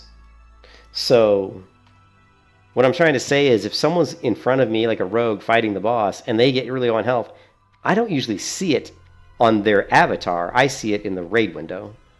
So when I see it in the raid window, I go to heal them in the raid window. But again, the benefit of the mouse over is now I don't have to click in the raid window, I don't have to click it. I can just mouse over their name and hit R, and it'll heal them. So that's the benefit of the mouse over. So where the mouse over comes in really, really handy for mousing over an avatar of a person in game is in PvP. So if I'm playing a paladin and I've got Hand of Freedom and I'm playing with a double DPS 2's team, and we're trying to get a kill or something, and my partner's a Death Knight. Let's say he gets like rooted or something, like a druid roots him. I can just mouse over my druid player, his avatar, and just hit whatever my keybind is to cast Hand of Freedom. That's much faster than having to move my mouse to. A lot of times it'll be a lot faster than having to move my mouse to his portrait. Although it's not, we're talking like fractions of a second, like really like small fractions of a second. But in PvP, those mean life and death. Same thing in raid. In really difficult raid encounters, that can be the difference between life and death. So should you use mouse over macros? Really, it's up to you. I think you can be an amazingly good player without using them, because I've healed at pretty high level without ever using mouse over macros. And really, to do that though, you just have to have your UI set up correctly. Like I put my raid window right here, and I keep my cursor, very close. Like I'll be playing, and when I'm playing, my cursor will usually be maybe right over my character, and all I gotta do is just move it an inch to kind of click on somebody and heal. But anyways, that was a long soapbox dictated explanation of all that crap. All right, I gotta check on my wife because she goes into surgery tomorrow. So I want to make sure she's okay because I know she's really scared about it. So give me like a 10-minute break here, and then I'll come back and do some more leveling. But give me a 10-minute break.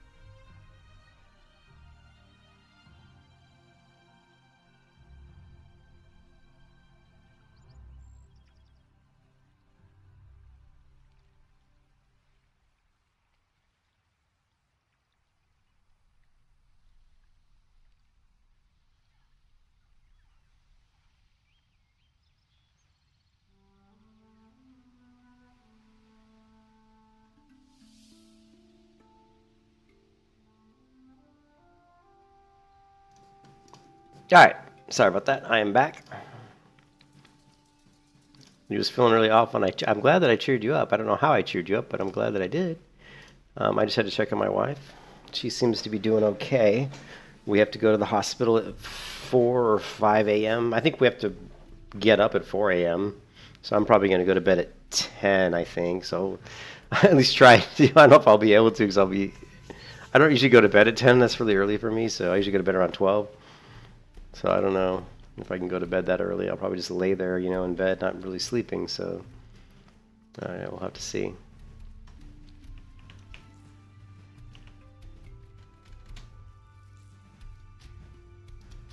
Now I probably have a little bit of playtime on this character because I've, you know, done auction stuff. It says 5 hours and 37 minutes, but I've done, like, you know, mail.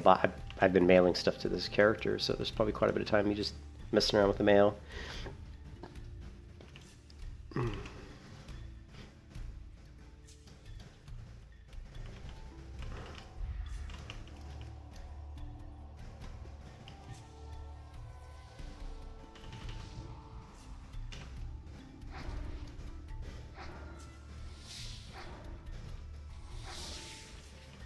We have 7 gold. I don't know how I know I sent 5 gold for my hunter.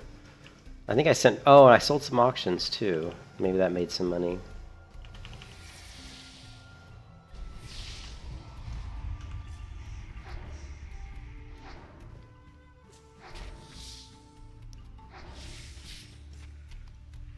Let's see. We're gonna want to make... I'm gonna want to raise my leatherworking, or my tailoring, as fast as possible.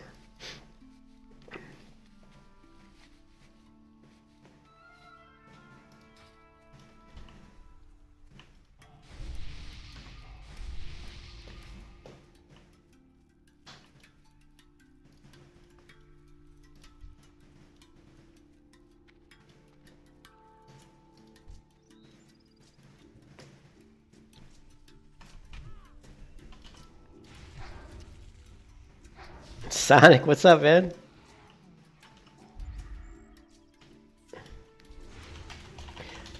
How you doing? Haven't seen you in a while, Sonic.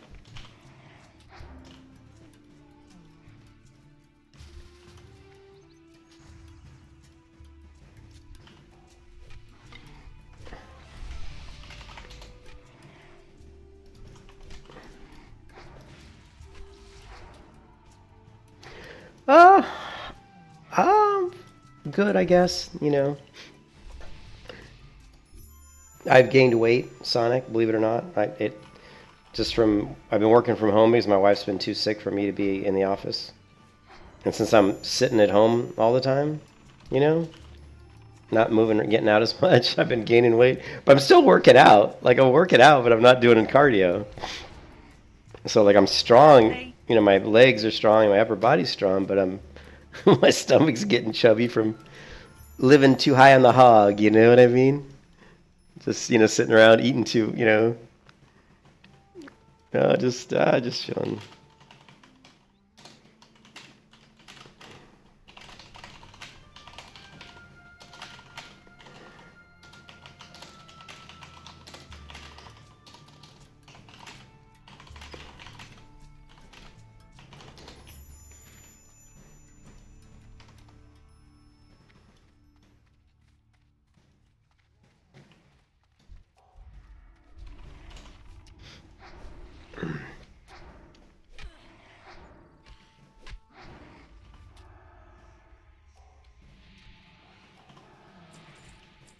I don't know if, let's see.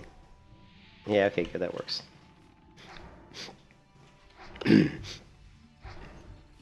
You gaining weight, Sonic? What are you doing, man?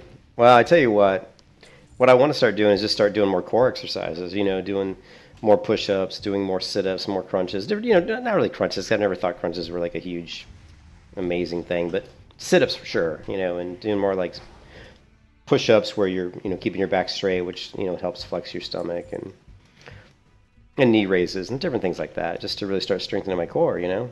Mexican food. Yeah. Because I do other exercises pretty regularly. I just don't do my stomach, you know?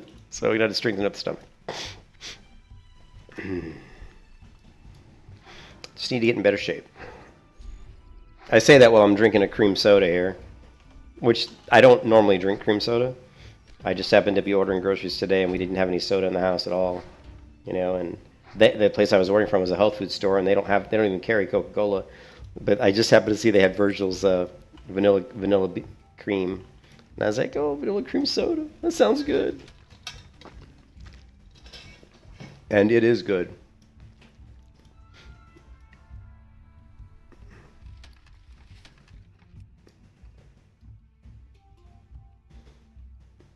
Mexican food. Yeah, I love Mexican food, man. Gotta love Mexican food.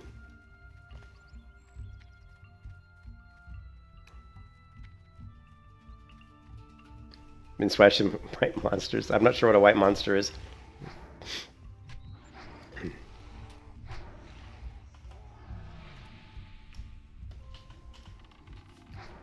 We talking about White Castles?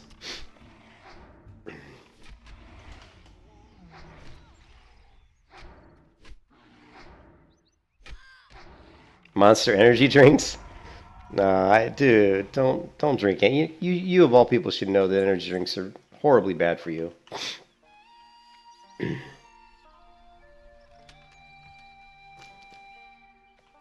Energy drinks are very bad for you.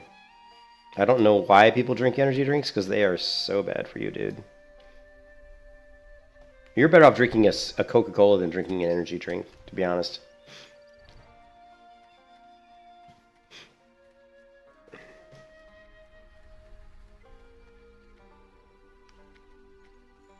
They're bad for your heart, man. I mean, any caffeine's kind of not really good for your heart, to be honest. You're a stim? Yeah. Well, I kind of am too. I know the feeling. I'm a stim junkie too. Because I don't like to sleep, so I'm always tired. And so how do I get around that? I drink coffee, drink Coca-Cola. And it's not good for me.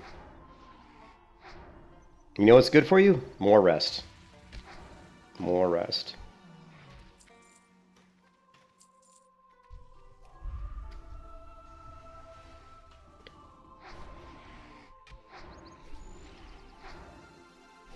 Sleep is a waste of it.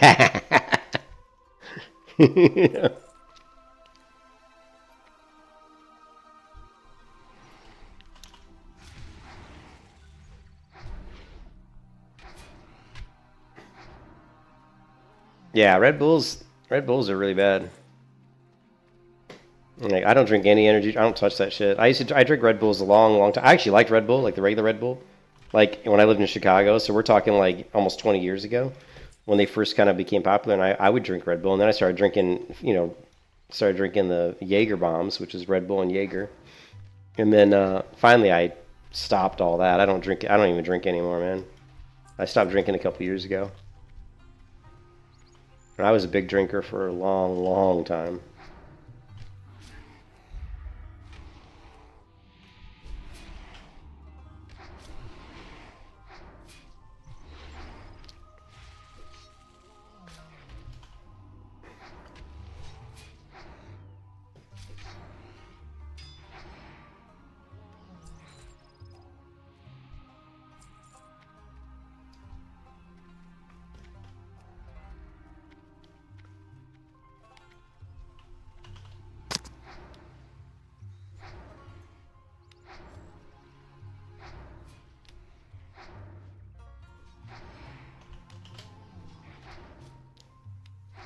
I don't have my DPS. Oh man, I don't have my DPS meter showing. There we go. How am I doing? Well, let's reset it. I haven't formatted it either. It looks like crap, but...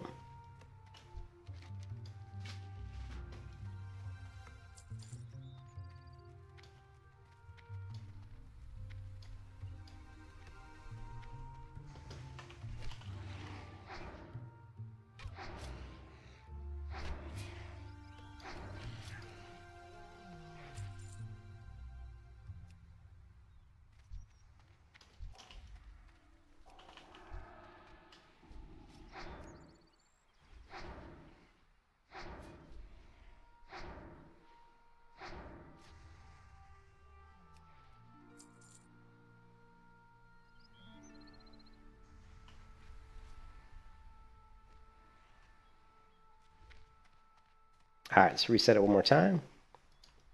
I'll clean this up a little bit more later.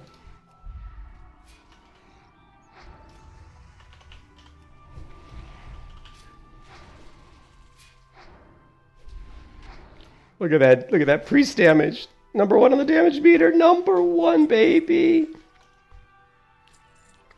It's capped. What?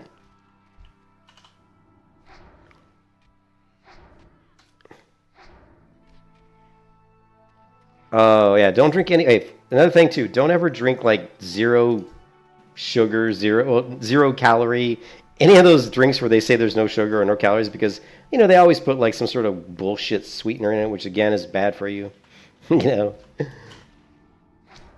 All the artificial sweeteners are horrible for you. If you're going to drink stuff that's got no sugar, then just drink water, man. You're just better off drinking water, to be honest.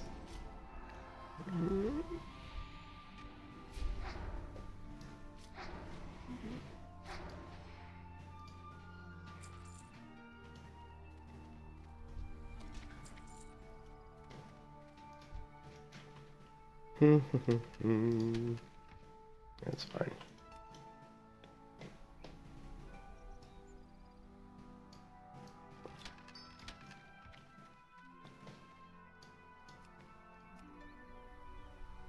And this window is freaking dark. There we go.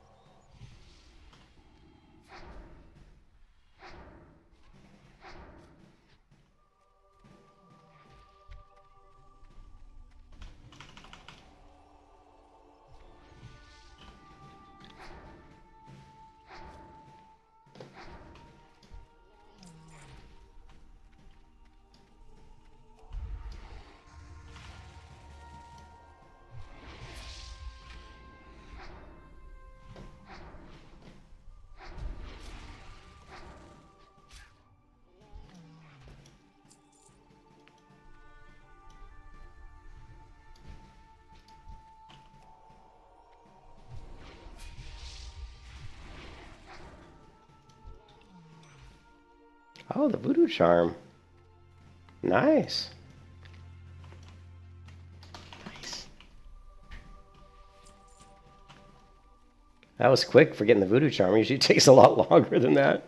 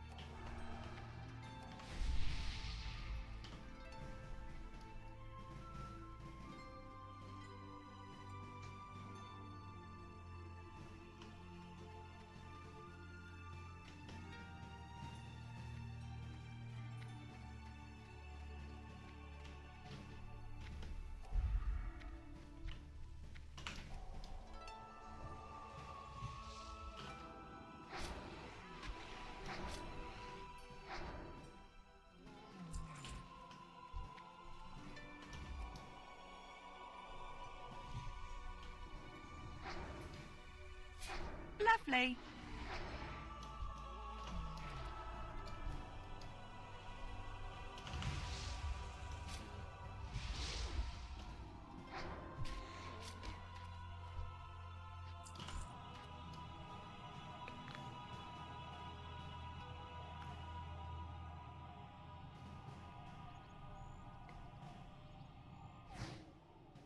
Nice.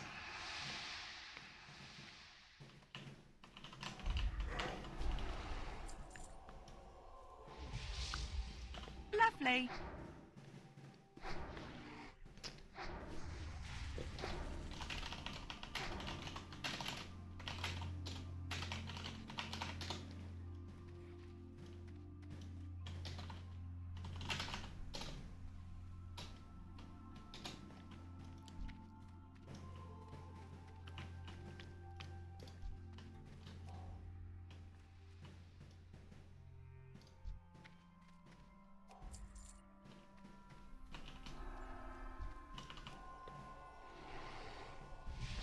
Lovely.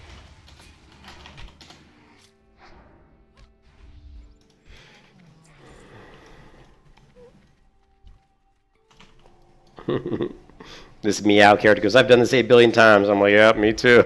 Like, I can't tell you how many times I've done these quests, but it's a lot.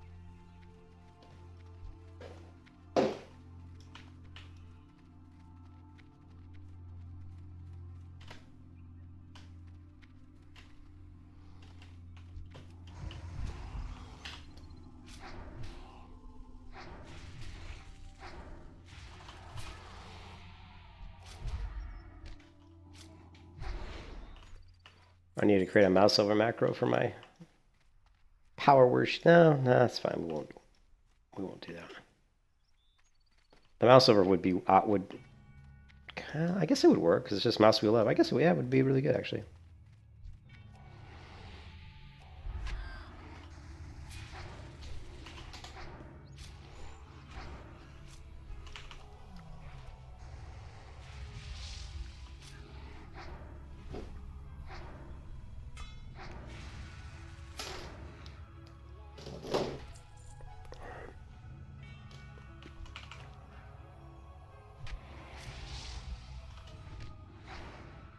Had a piece of lettuce stuck in my teeth. Just got it out. I've been trying to get this lettuce out of my teeth for like the past like 20 minutes.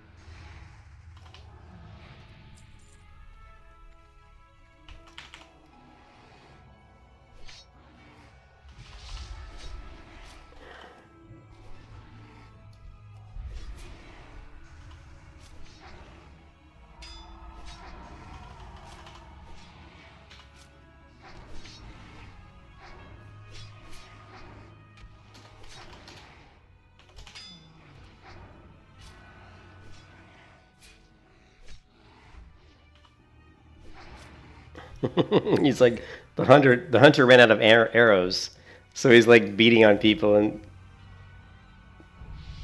he's like, I'm leveling up my defense. I'm like, okay. And moon be praised. Hail to the night.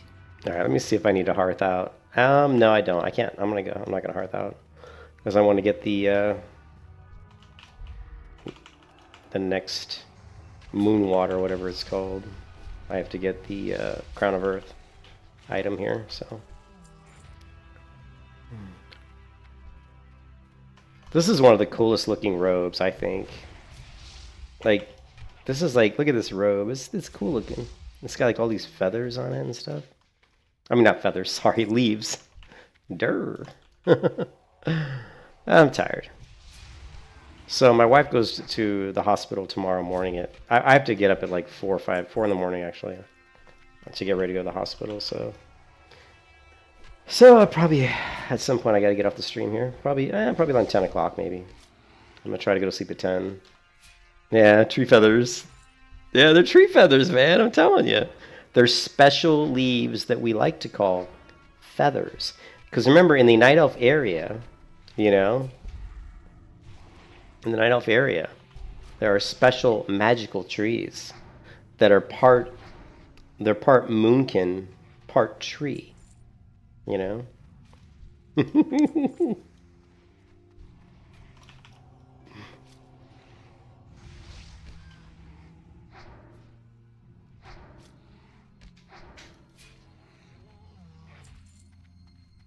Alrighty.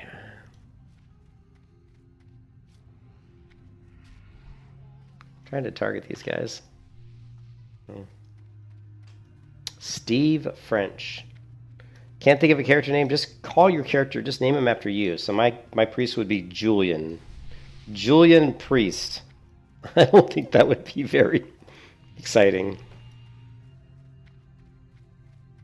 Like, if somebody that name was Brad and they were playing a warrior, it'd be like Brad Warrior. Warrior Brad. There you go. Warrior Brad. Warrior Tom. Oh, man. Ah.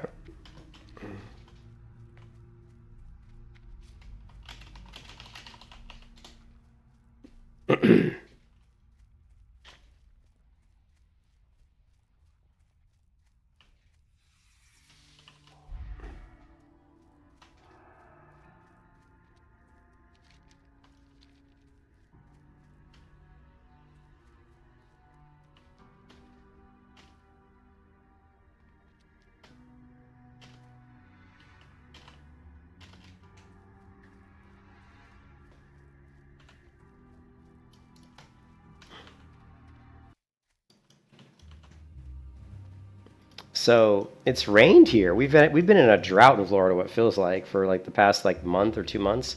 But this week, and I told my wife this week, I looked at the weather and I said, man, it's supposed to rain, like have a chance to rain like almost every day over the next 10 days. And it has poured rain today, yesterday, and I think the day before. So we've been getting tons of rain, which is, I don't know about you guys, but I love rain. Some people don't like rain. Some people only want to see sunshine. I'm not one of those people. Lovely. I absolutely love rain. The reason I love rain so much is it washes all the filth. It washes all the human filth off of everything. Like the dirty cars, the dirty roads, the dirty buildings, even the dirty air, even like the pollution in the air. Like the rain washes all that shit out, you know? Everything's cleaner after it rains. So I love the rain. And of course I love it when the grass is green and all the plants and stuff look happy and healthy, you know?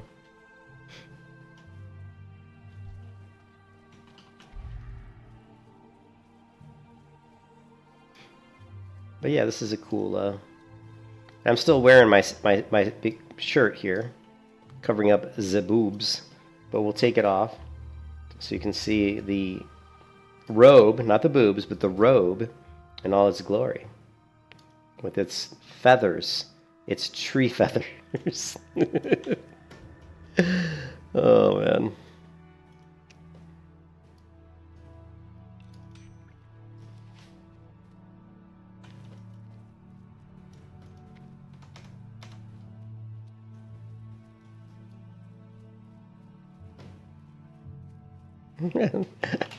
No problem. Yes, for sure.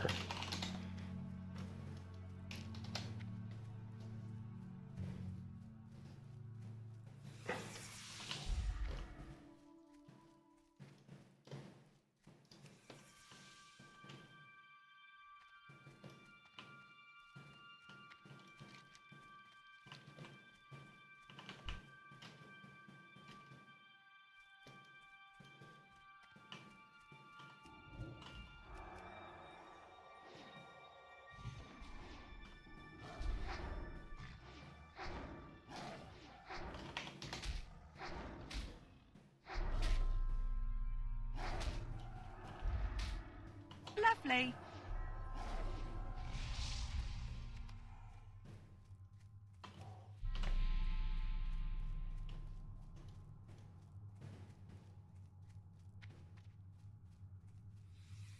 I think that's the new thing, Blue. I think that's a new thing, Blue. Tree feathers.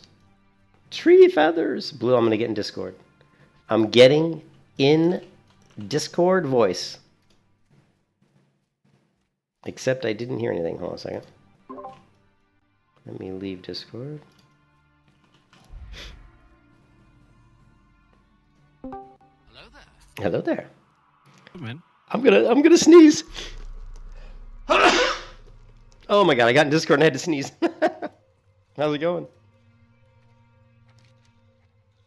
Man, that was a big sneeze. Can you hear me? Yeah, I can hear you. Sorry. Okay. All right.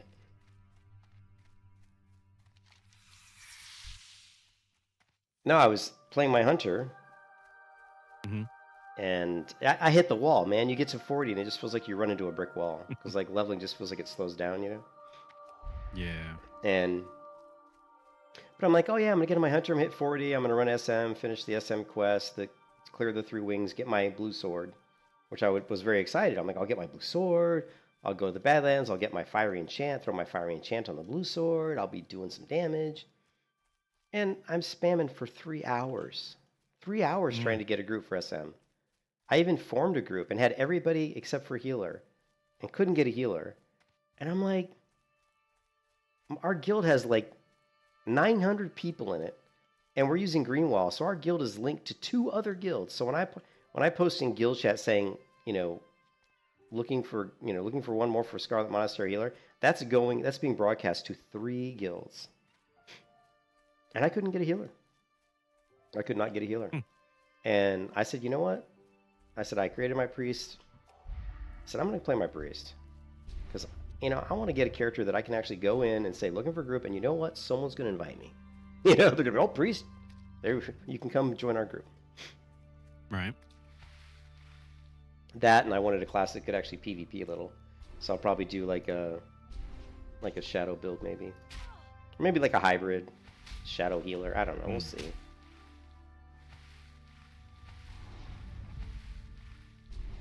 But the melee hunter was just getting to the point where I kept getting killed by the horde. But it wasn't like one-on-one. Although I did get killed by a 48 or 49 rogue when I was like 38. So he was like 10 levels above me. And he killed me like 3 times in a row. And then he was stealthed, and he killed me 3 times in a row, and after the 3rd time he killed me, I went and did something else. Like I watched something on YouTube for like 10 minutes. So I came back like 10 minutes later, logged in, walked up to the mob, the basilisk I was killing in the STV, killed the basilisk, and guess who materializes out of thin air right next to me? That rogue. I'm like, are you really going to kill me 4 times in a row, even after I was gone from the computer for 10 minutes? And he didn't. He just materialized out of thin air and just looked at me. And then he vanished. I was just like, fucking rogues, man. I like fucking rogues, man. It made me laugh, though. It's like he just wanted to let me know that he's there. Still there. I did have a warrior charge me and try to kill me, and I killed him. And then he rezzed, and he charged me again, and I killed him.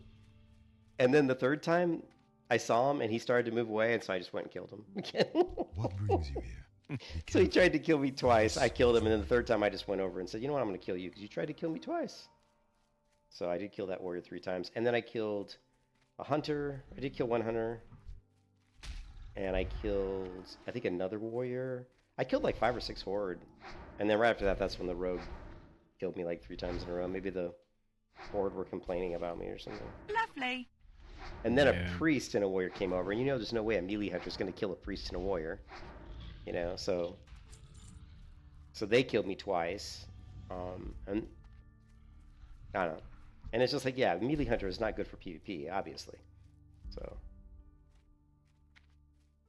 And I don't have BC, you know, I'm not BM, so any decent hunter, like I've been killed by hunters where all they do, which is exactly what I would do too if I was a BM hunter, is they send the pet. As soon as the pet gets close to me, they are fairly close, they pop Bestial Wrath.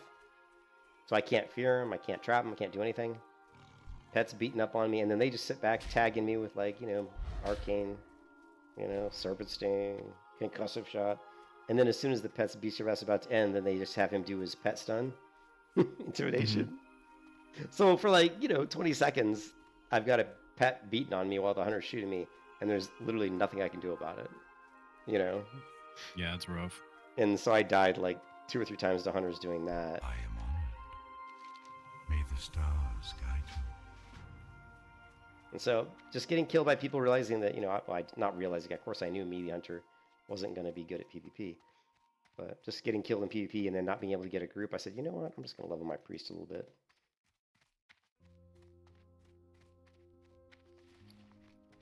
What brings you here? Ooh, a level 7 pellet rifle. Ooh, a white item. I'm going to sell this on the auction house. Someone's going to buy a level 2 white gun. What do you think? I think so. That's epic right there.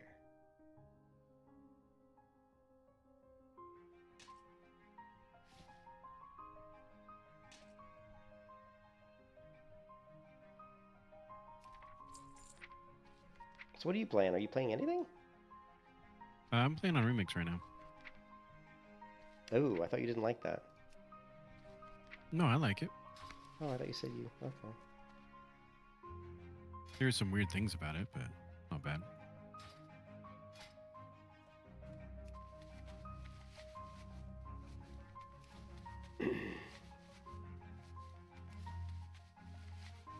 Just wondering if I should eat something before I go to bed. Because I probably shouldn't, Probably. but I probably No. shouldn't for health-wise, but I probably should because I'm going to be going to the hospital, and I don't want to be eating at the hospital food, Yeah. Oh, I was thinking you're probably gonna wake up early enough that I'm not gonna really be able to have time to do much. Yeah, I'm going to get up, but I don't want to be, like, feeling over full either when I go to the hospital, so... I don't want to be like, oh, I got to take a dump or something, you know what I mean? It's like, I don't want to feel like that either, so I probably just eat something small. Some watermelon or something.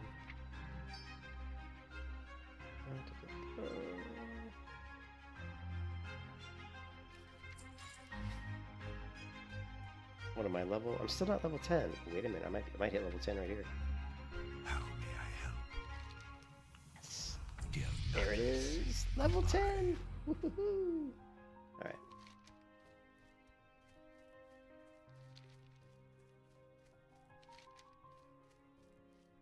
Should I kill Ursel? Yeah, I probably should kill him. Yeah, let's go.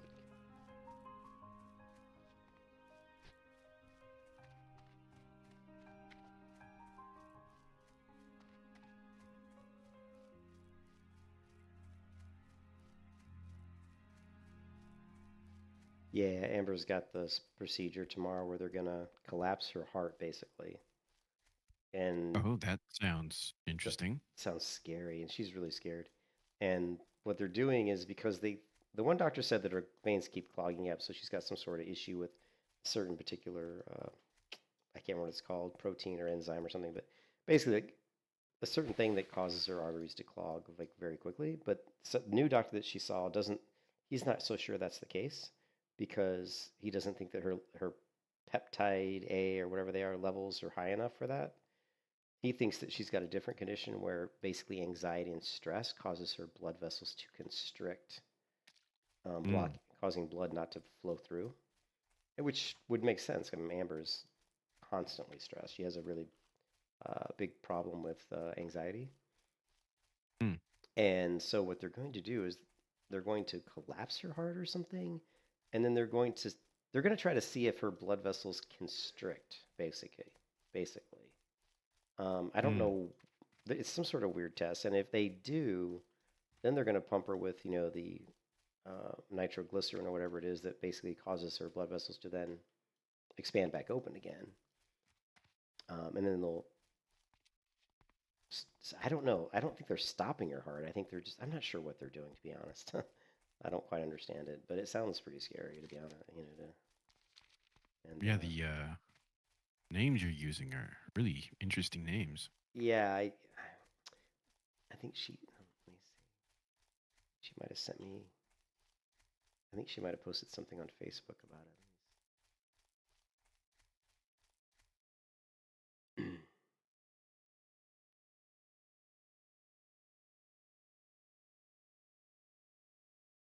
Okay, so yeah, she posted this a day ago. Health experts raise awareness of coronary coronary musculovascular dysfunction. This is actually a video, but that's what this guy. This is a YouTube video. I'll have to watch this, but this is what they think it is. It says there are nearly 1 million heart-related deaths each year. It's evenly split between men and women, but cardio warning signs can vary. So basically, it's some sort of musculovascular dysfunction that causes her blood vessels to constrict. And if that's what she has, I don't know if there's a treatment for it. I don't know, but at least if at least they know what it is, that would be a good thing. Yeah. But I think the big treatment is don't get stressed. If that's what it is, you have to do whatever you can to not be stressed out. They might put it, which could be a bad thing, because they might try to put her on more, whatever, antidepressants or whatever it is. I don't know. But I don't really know.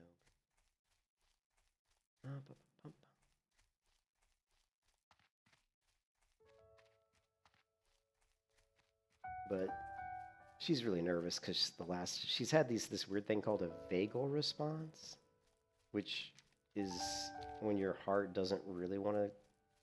It's when they do the catheter. They put the catheter, not the catheter. It's not catheter. It's blanking on what they call it. It's when they put the big camera up through her artery. Anyways, it's like a catheterization. But yeah, they put this thing up through her artery so they can shove the camera up so they can see what's going on. I thought I did this strange fruit, didn't I? Let me check. But when they do that, they pump you full of. Yeah, I did. They pump you full of chemicals and stuff to kind of calm your blood vessels down or something. And the vagal response is when she comes out of all these medicines that they've put her under, to basically just the stuff to put her out so they can do the operation. When she comes out of those meds, what's happening is her body's not responding. It's not waking up. Her body's basically not waking up. So her heart is not returning to its normal function. And it happened last time, and it happened the time before that. And so what they've had to do is they've had to monitor her really closely. They've had to tilt her body to a certain way to make sure the blood's flowing into her brain. It's crazy. And so that's actually really been scaring her too. So it's not just the surgery, it's also this after surgery problem that's kind of started cropping up. So I probably won't be at work tomorrow at all, because I'll be at the hospital I don't know when morning. I might be getting home as early as 1 or 2 p.m., but I might not be getting home until 6 p.m. So we'll see. And I think she said her mom, she's gonna try to get her mom to stay here tomorrow night, which means I'll be sleeping on the couch.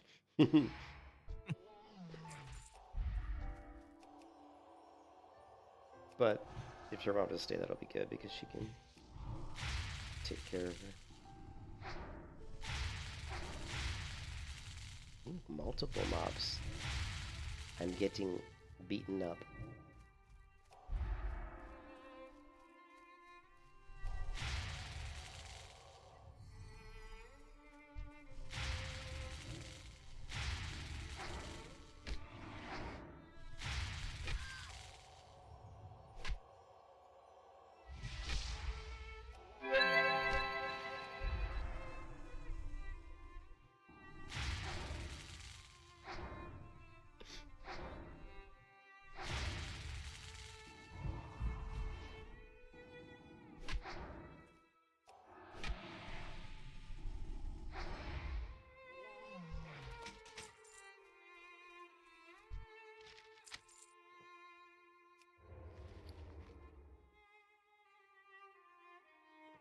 What did I pick up? Scroll of Spirit. Okay.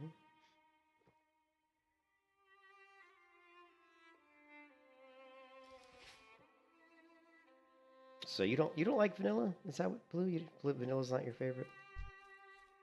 It's largely the logistics for me that really bothers me. Just the slow leveling. Well, not even that. It's like the slow getting to do something, and just walking around getting to somewhere.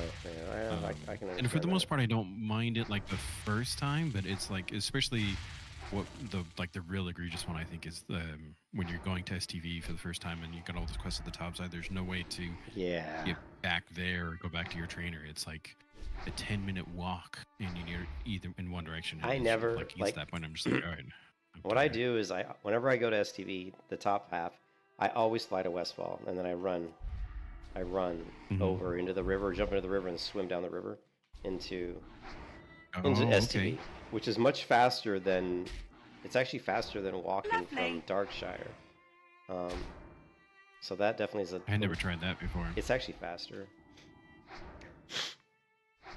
And then yeah, there's a couple occasions on it, and I almost to a degree enjoyed like the first time you have to walk there, you have to go and travel, and it'd be fine even if it was like a couple times or you had to do a quest. I was actually thinking about this, like would do a quest where you had like a caravan or something, but yeah, just having to do that every time really gets old to me. Yeah, I can agree. Yeah, the leveling part, I'm kind of over the leveling part. I mean, as much as I enjoy leveling, because I do, but I do enjoy the leveling, like some of it, you know. Yeah. Like I enjoy like 1 to 10. I actually enjoy Dark Shore. So like you know, basically 1 to 20, I don't have a problem with. Even 20 to 30, like I don't like Westfall. I hate Westfall. I've done it so many times, I just can't stand it. I like Dark Shore. I like Duskwood. I don't like STV. I very much dislike STV. I've never liked STV, to be honest.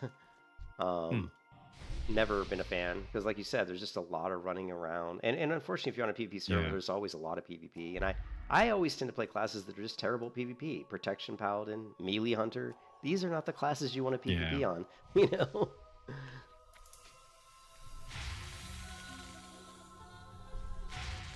But you know, once I get to 60, that's where I think, to me, once you get to like level 50, that's where vanilla starts to shine. Because at that point, you've got all the abilities that make your character really good. You know, you kind of have all your core abilities. And you open up my favorite dungeons in all of World of Warcraft, which is like I mean, I've had more fun running BRD, LBRS, UBRS than any other dungeon in WoW. Like, I don't know what I just love those dungeons. I think it's because the groups aren't that big, you know, it's like 5 or 10 man. But they're just fun. And there's always a little bit of danger. So there's always like things where there's stupid wipes and stuff, you know, or people getting knocked into the whelps. It's just, you know, it's always fun. Yeah. Yeah, I think the other problem that I had is I tend to... Druid is one of the classes that I really like, and you get movement speed later on. But for the first 10 levels, you're forced to play a specific way. And it's just like... It's kind of like Hunter. Let me play... Yeah. Because the first 10 levels, you don't have a bow. So well, no, you do have a bow. I'm sorry. You don't have a pet. You have a bow, but you don't have a pet. You don't have a pet, I mean, so... You kind of feel what it is, but like it'd be akin to like first 10 levels, you don't even have a bow. Like you just have to play a completely different style of class. And then on top of that, it may have sounded great at the time, but for leveling purposes, getting ripped at level 20 versus Ferocious Bite is weird, because by the time that you have any use of doing it, they're dead, and it's just like, well... Yeah, rip doesn't make sense because the mobs die way too fast. So the DPS you get out of it just isn't there. There's nothing. Am I going to pull two? So there's just a couple of problems that really make it hard for me to really continue to play. Have you ever watched Gordon Ramsay? Because he's like apparently one of the best feral druids. You can kiss your ass goodbye. Gordon Ramsay the cook? No, there's a... You were screwed. I'm dying here. Hold on a second. Take your time. Yeah, well, I almost died. I don't think... Yeah, I'm gonna die. I can't kill these guys. Oh, I'm dead. Wow. I overestimated the power. Ooh, bubble, bubble, bubble, bubble, bubble! I overestimated the power of the priest. Ooh, I think I'm not gonna die. I got away. I'm safe. But man, that was... I'm only level 10, and I was fighting Ursula in an ad, and I think they're like 12. Oh. So it's yeah, like... Ursula's, I think, that... Is it Ursula? Ursula's Ursula the Mauler. Elite, right? No, he's not the elite. That's the Oakenscowl is the elite. Right. But Ursula hits hard. Let's see, what was he doing? Ursula's melee hit was hitting me for 16 damage. And I have 207 health, but I actually was going to use my Rumsey Rum Black Label before that fight, and I forgot, so that would almost double my health. So, yeah, but I don't want to pull 2. I can take him one-on-one easy, but 2 was a bit much.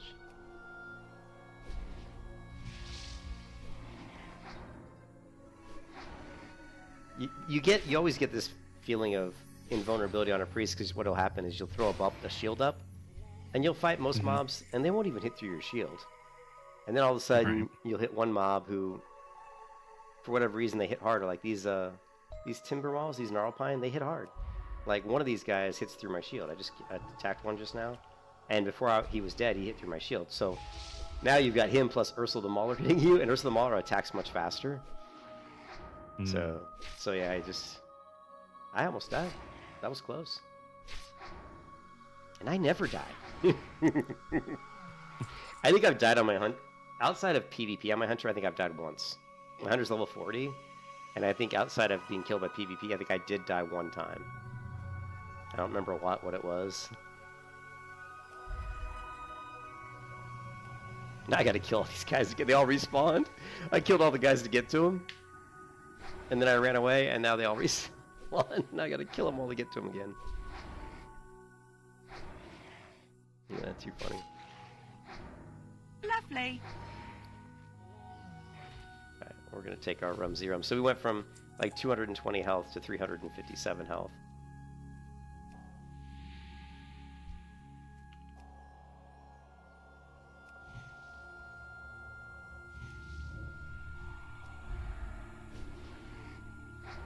Lovely. It just feels like my smite's not doing any damage to these guys. They must have high resistance to holy or something.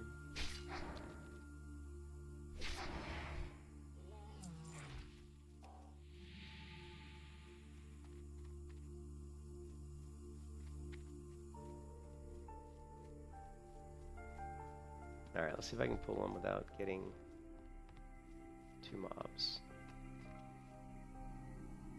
I don't think that worked. I definitely got 2. Yep.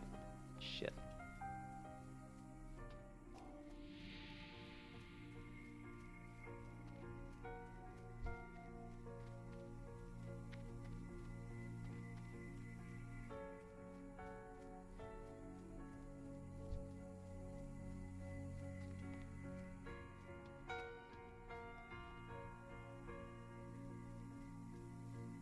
Well, here, what am I doing? Kill this guy.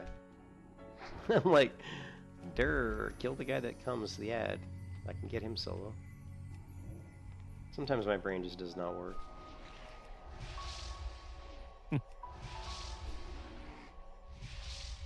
I haven't been to, dude, Blue, I haven't been to the office in like 3 or 4 weeks. Oh yeah? Yeah, well, my wife had been so sick, I told my boss, I said I don't feel safe leaving her by herself, and so I kept calling, like emailing him almost every day saying, yeah, I'm not going to come into work today because my wife's not feeling good. And finally he just said to me one time, he goes, you know what? He goes, just tell me when you are going to come to work. And so I said, okay. And I haven't been to work in like 3 or 4 weeks. And he hasn't said one thing about it. Hasn't said, yeah. As long as you get your stuff done, I don't know what the problem would be. I've wanted to go to work, but every time, 2 times I did get ready and start to go, that she started feeling not good. She's like, I don't feel good. And I'm like, okay, I'm not going. I don't know if it's because she didn't feel good because the stress of me leaving, you know? Yeah. Yeah, and I just, come on, Ursula, get your booty over here.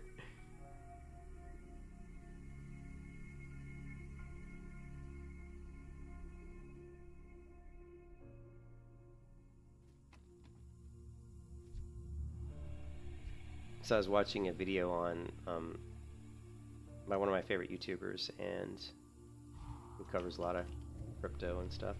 And he was just talking about AI and robotics and how, oh my god, no freaking way. I pulled Ursula, there was no one near him, and for some weird reason, 3 more came, and they're not even close to him. What? Oh my god, what's going on? Remember, I was pulling him, and one ad was coming every time. Like twice I pulled, and this ad came, so I killed the ad. So then Ursa walks by. He's by himself. I hit him, and then 3 mobs way back there all came. Like, He's tricky. What? 3 of them. What? I don't ever remember him being this difficult to get solo. And now these mobs are respawning again. Just working on getting my linen cloth, I guess. No, but the video by this guy Lark on YouTube, he was talking about all the money that's been invested into AI, artificial intelligence, and robotics in just the last this year so far, and it's in the billions. Mm-hmm. And we're talking about venture capitalists, surprise me. and we're talking about venture capitalists who are putting money into endeavors working on artificial intelligence and robotics, and it's insane the amount of money. And what he was saying is, because he's an investor guy, he's a guy who talks about Bitcoin, and he's saying that if you really, he's like, if you keep watching, is one of these companies, we don't know which one obviously, but one of these companies where all these monies are being funneled into these investment opportunities, one of these companies is going to rise out of the group, and they're going to take off, and it's going to, like how Amazon took off, or how Tesla took off for automated vehicles. Some company's going to rise, because right now there's no dominating company that's doing robots. And he's talking specifically about robots, like having a robot walk through your house and cook you dinner. That's what he's talking about. That's where a lot of money is being funneled into that, into making robots. And some company is going to rise. That's going to be, and it's not going to be Cyberdyne Systems from the Terminator, but some company is going to rise, and if you can get in early investing, you're going to make a shit ton of money. So, yeah. Which of course, I mean, of course it's obvious, but the good thing is, one thing that I've learned, because I've really started watching all these guys on YouTube that know their stuff. God damn it! I'm trying to put my toothpick back into my Swiss Army knife, and it's not one. Okay. Anyways, one thing I've learned is that that knowledge is power, man, and it's not that difficult. Like knowing how to invest isn't that difficult. You just have to understand how things work. And I think the reason most people don't understand it all is because on the outside looking in, it seems very complicated. But once you start watching videos and start going through, and you can't just like watch videos and say you know it. You need to watch videos and get opinions from like 10 or 10 different sources, and just kind of absorb it all. And then after, like, for me, this is what I've been doing for about 3 months. And then after about 3 months, it all starts to come together.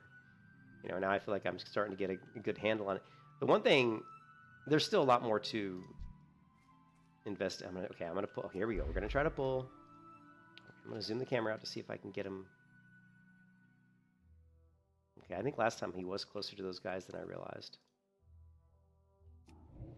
All right, we have a successful single pull.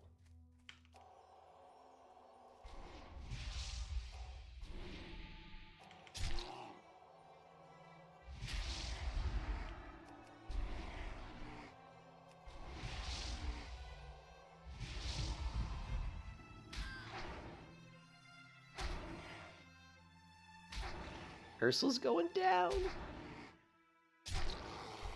He is down. And I'm gonna hearth out of here. Right back to Dolinar. I'm not gonna run all the way through all these mobs. So what I was saying is, like, there's this thing where the one thing I learned about the crypto, because I never really done stocks before, is that people put in all these shorts and longs, which I never really knew what that meant. Do you know what shorts and longs mean in stocks? Yeah, I didn't know what shorts was, but shorts I have learned are more dangerous than others, but it does allow you to higher earning potential. Yeah, there's shorts where you put in and you expect it to go down in price. You expect it to drop. But there's also about 3 or 4 other variations, and one of them is you can have a portfolio of different types of crypto. You could have Bitcoin, you could have Solana, you could have whatever. You can go to certain tools and say, I want to short this stock, and I think it's going to drop to a certain level. I mean, if it does, I don't know how it works. Are you selling, or I guess you're buying, right? you're saying I think it's going to drop to Yeah. a certain level, and then what? Does it automatically buy it, or I don't quite I understand think it's how something it like works. you're stating that you're going to guarantee to buy it after a Yeah. certain amount of time. So you're going to guarantee to buy it, but there's a thing called leverage, and there's a thing called shorts. I don't know if the shorts works this way. This is the part I haven't quite figured out. But it's possible that the shorts, the benefit is that you're basically borrowing more money. Like, because there's things where you can borrow money from the exchange. They'll give you money to buy stocks. And you're leveraging your own, like a certain amount. You're saying, like, I've got 1 Bitcoin, but I want you to give me 3 Bitcoin. And then I'm going to short this stock. And when it hits a certain level, I'm going to be able to buy stock at that level with all of these Bitcoin, right? And now when it goes back up, I can sell it, and then I pay you back the Bitcoin that you gave me, right?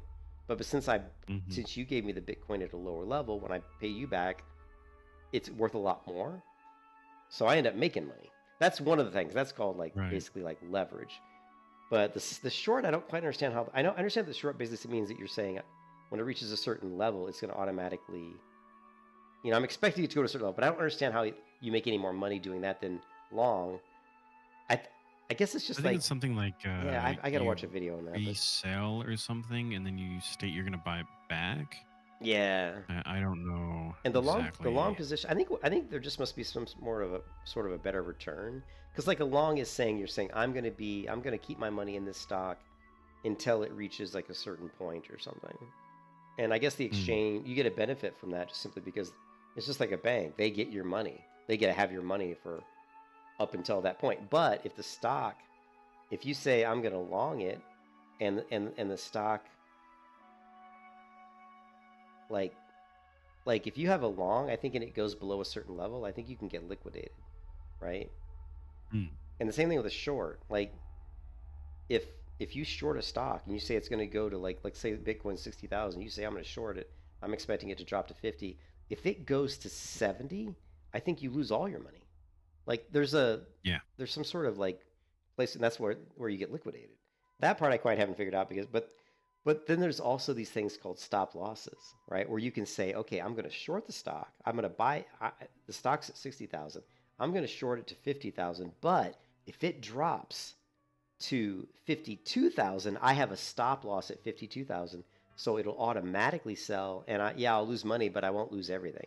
I mean, there's all these little things that you can do, but then there's even more things you can do. Where this one guy, he was showing like stocks based on minute to minute. Like he would basically look at the amount of money that was being put into purchasing stock and the amount of money that was being put into selling a stock within the past 5 minutes, and he would track it in these small increments, and based on the money flow going in and out, he could tell what the trend was going to be. There's so much more to it than what meets the eye, and that's why this guy at my office is a complete moron, because he said he was buying Bitcoin stupid. He's like, nobody knows where the price is going to go, and I'm like, that's not necessarily true. You don't know where it's going to go, but if you understand the market and you understand money and you understand the economics of not only that but the political landscape as well, and just the whole what's going on in the world and what's going on in the space, the crypto space. Right. And you understand what affects crypto, right? You have to understand all the things, all the indicators that will affect it. Whether it's, Powell from the government says we're not going to lower the rates because inflation hasn't eased enough. And they do these financial announcements like every week or every other week, talking about the government's policies of managing the money, and if you understand when he says certain things, how it's going to affect the economy, and if you know ahead of time what he's going to say because you've been paying attention to financial data, there's just so much to it. But it's not difficult. It's just if somebody who's there's guys out there who know all this, and all they need to do is basically just write down on a piece of paper, this is how it works. And if you have half a brain, people like me and you who are smart, if someone just gave you a piece of paper said this is how it works, and this one guy that I watched, he came kind of from nowhere, and he thought, hey, you know what? I don't want to work a regular day job 9 to 5. I want to actually just be a trader and just stay home with my wife and my kid. And so he had about $10,000, and he watched a bunch of videos, and he thought he understood. He thought he understood how everything worked. And he lost all his money. He lost it all. And he said he felt like That could be rough. And he said he felt like a complete idiot. Ooh, star shards. Oh my God, star shards! I'm so excited. Yeah, I gotta step away for a little bit. I'm gonna watch House of the Dragon with my wife. Wait. Did they get new episodes? Yeah, apparently a new one came out just recently, just tonight, like 20 minutes ago. Oh my God, I gotta watch that. I'm gonna watch that too. All right, I'll talk to you later. Then. Talk to you later, man. Yep. Peace be with you. Yeah, sorry about people in the stream about the financial stuff, but it's just something I've been kind of starting to get into, and it's cool. I mean, it's cool. It's because I'm getting older and I'm trying to prepare for retirement. So, all right. So, let us. What do we want to do? Let's go ahead and.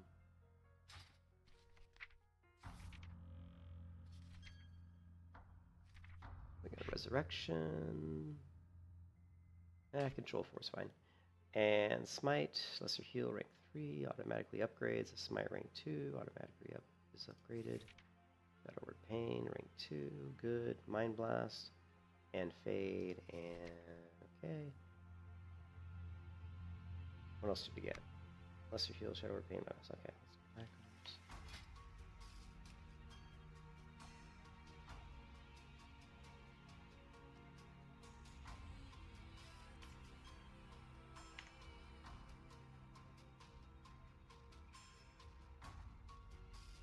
I'm still a little surprised. Let's see. I want to see how I set up my last priest. It's been a while since I played priest. So we're going to log out.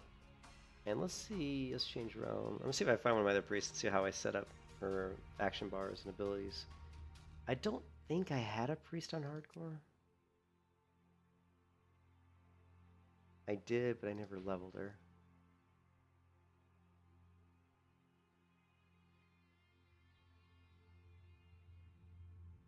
I think it's under a different account.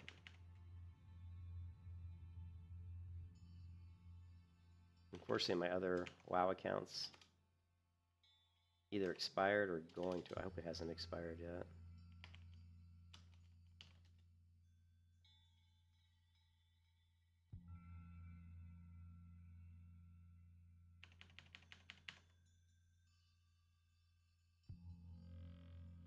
Subscription expired. I hate paying $15 just so I can view characters on this account. That seems kind of... Yeah, let's not do that. Let's not pay $15 just so I can view characters. What we're gonna do is look for priest. Priest. When's the last time I leveled a priest? When's a disc priest?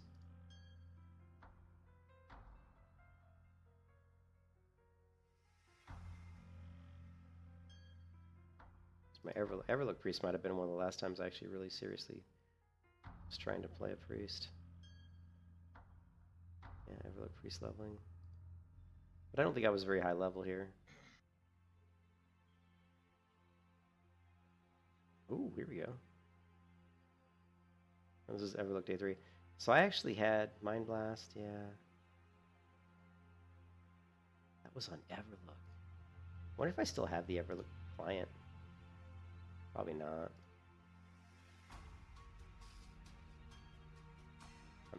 Oh, there it is.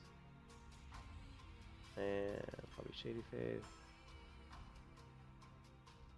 Everlook. Deep Fave.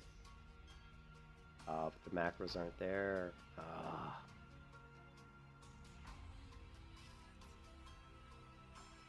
Nope.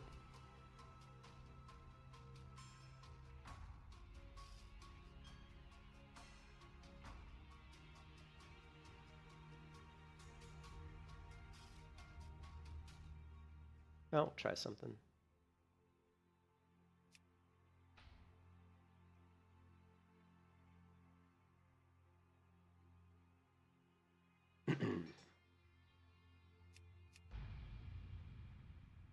I want to create a macro for Mind Blast.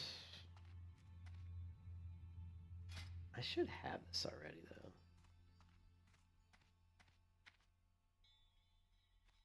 Classic.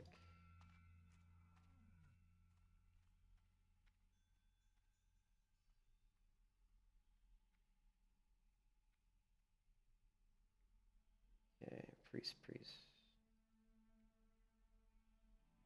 There we go. These are priest macros.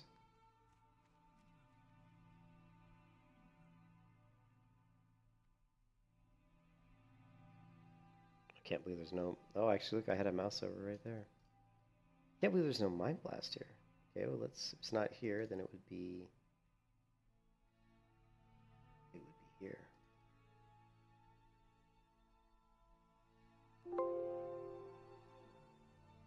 I always love how when you're at the top of a notepad document and you do a search, it always searches up. Does that make any sense to search up when you're already at the top of the document? No. The default search should search down. Like, hello. Mind Flay. There is no Mind Blast, there's just Mind Flay. Interesting. Can't believe okay, interesting. There it is, Mind Blast. See, and I do have it. See that? Start attack. I figured that's what I did. Probably should it would have been faster if I just would have created the damn macro than having to look the damn thing up. You know what's be funny is if it's in the general section. There's so many macros, man. Too many characters, man. Too many characters. Scorpion growl bite on. Oh yeah. What's this? Leave party. Yeah, that was for hardcore. We can delete this one. That's for seasonal. We'll just have to recreate it if we ever need to.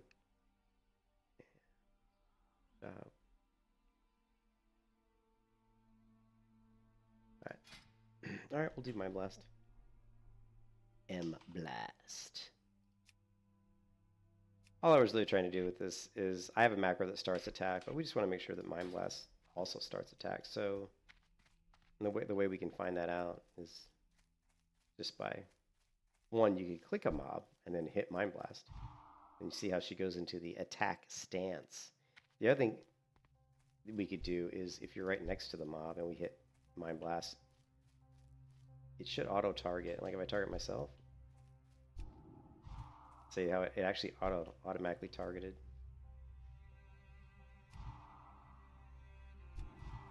Yeah, okay. Anyways, looks like that works. Back the other way.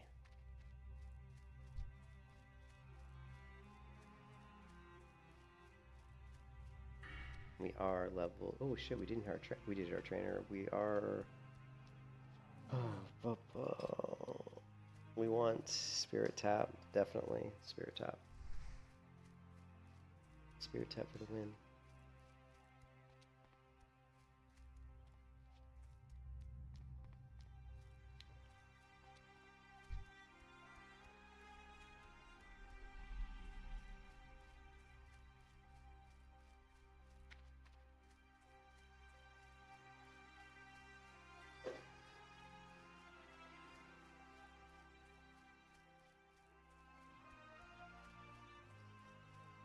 Charge my phone and my watch before we go to the hospital. Yeah, but I was just saying I've been looking into crypto and different investment opportunities to try to make some money so that when I retire I actually have money. The fiat currency, aka the dollar, in the United States is going to nothing. It's basically becoming a terrible thing as a currency. It's not really worth any money. The dollar bill is worth less and less every year. People think that if they just take their money and throw it in the bank and save it for 40 years, that they're going to be set, and that's actually incorrect. Because the amount of interest that you're going to get off of your money over 10, 20 years, you're basically losing money because inflation is going up faster than the interest can cover. So you're actually losing money by putting your money in the bank and just sitting there for 40 years. You're actually losing money. So you have to try to find a way to put your money somewhere where it's actually going to make you actual money. And Bitcoin, of course, is one of those ways because you know, in its existence, it's always gone up. You know, it has its ups and downs, but you know, it's like it always goes up, and you know, it's like an arc. You know, it's a little.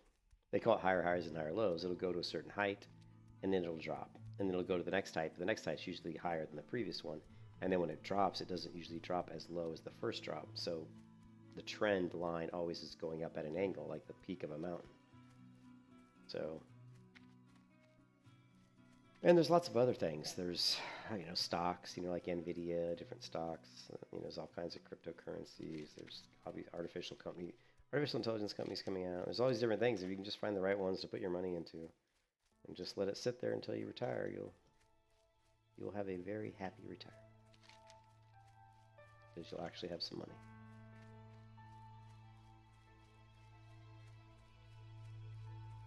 You look at the Bitcoin price currently, it's actually dropped. Oh, 0.37 is nothing. So Bitcoin's really gone down in the last few days, past 5 days. It's only 2.7%. If you look at the past month, it's only gone down basically 1%. If you look at the last 6 months, it's up 60%. So right now, it's really just, even though it's down over the last month, just barely, it's really just going sideways. Past 6 months, it's pretty much. You know, not the past 6 months, but from here, from March. So March, January, February, March, April, May, June. So the last 3 months, it's pretty much just sideways. You know, like this. Well, it's cool. I didn't know you could do that on here. You can drag and it'll tell you. Like here, it's gone up. I didn't know you could do that on here. I drag. It's gone up 22%. From here to here, it's, let's see. It's gone down 2.6. Okay, that's cool. But if you look at the 5 years, you can see Bitcoin's gone up 459%. And Max, same thing. Gone up 20,200% lifetime. But really the key is in the past year, it's pretty consistently. There's other stuff you can look at too. I mean, look at NVIDIA, man. NVIDIA, geez. Last 6 months, it's just insane. It's gone on 163%. There aren't too many stocks out there that have. NVIDIA's. I think only Bitcoin's really outdone. We'll see what's. That's 163%, and Bitcoin was 150%. So it's actually only last 6 months, only 60%. So the last 6 months, it's actually outperformed Bitcoin, which is pretty amazing. But again, the reason the NVIDIA stock is up is just because of because of the artificial intelligence chips they make. The chips they make are being used for Bitcoin miners, and also for all kinds of other AI type stuff as well. But all the AI chips that Elon Musk is using at his companies all come from NVIDIA.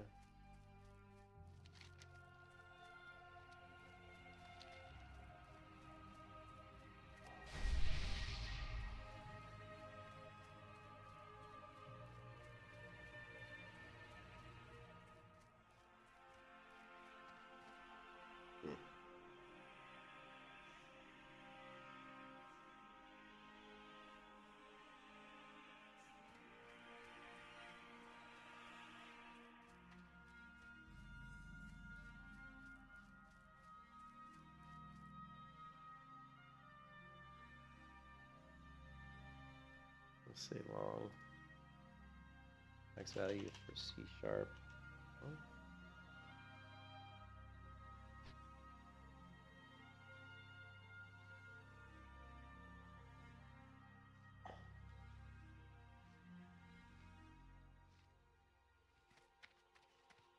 I was right, yeah, 214.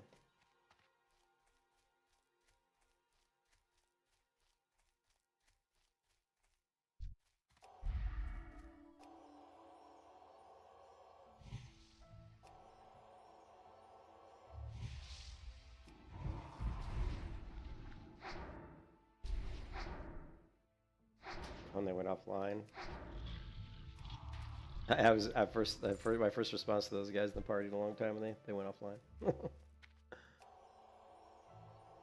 But I would say if anybody's watching the stream and you're a younger person and you do want to plan ahead for your retirement, yeah, Bitcoin is certainly is one of the safest investments you can put your money in right now. It's got a bad rap, which is funny because people don't understand it, but everybody's buying Bitcoin. Countries are buying Bitcoin. Exchanges are buying Bitcoin. Schools are buying Bitcoin. Literally, college funds and stuff are putting money into Bitcoin. I think it was Wisconsin put money into one of their funds. They put money. Everybody's putting money into Bitcoin. Every company that puts Bitcoin on their ledger is seeing their stock price go up.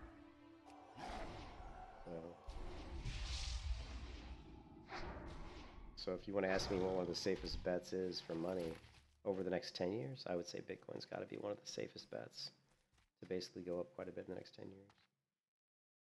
And the biggest reason for that is that it's a finite resource. There'll never be more than 21 million Bitcoin.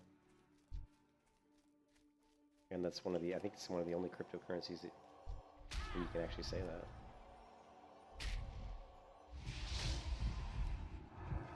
I don't really know how all the other cryptos, I don't really know how Bitcoin works. I'm not sure how the other ones work. You know, stuff like Solana or Ethereum.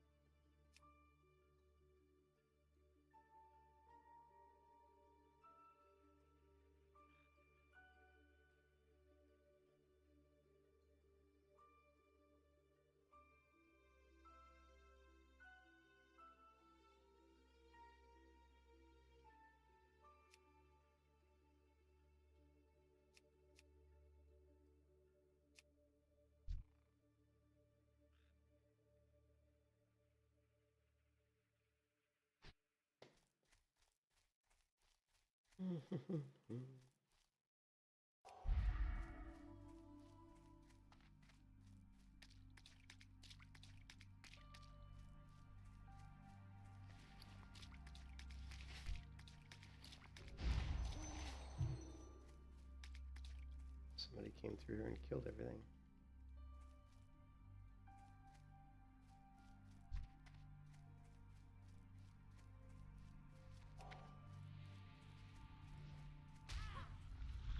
Where's his pet? Like, dude, where's your pet?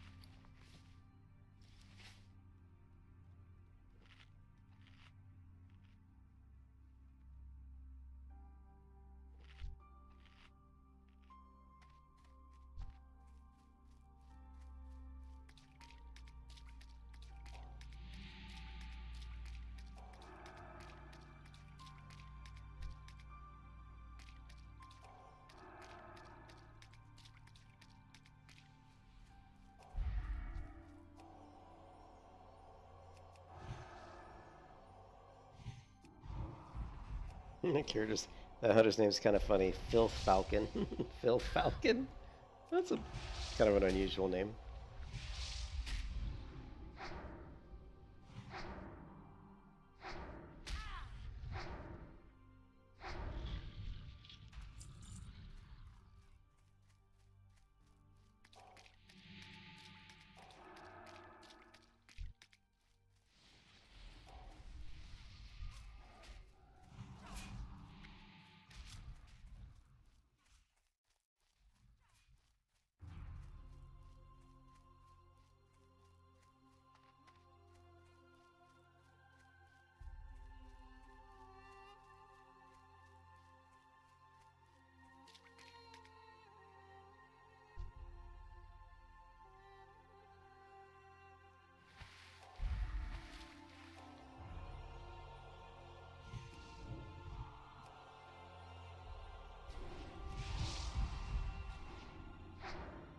Lovely.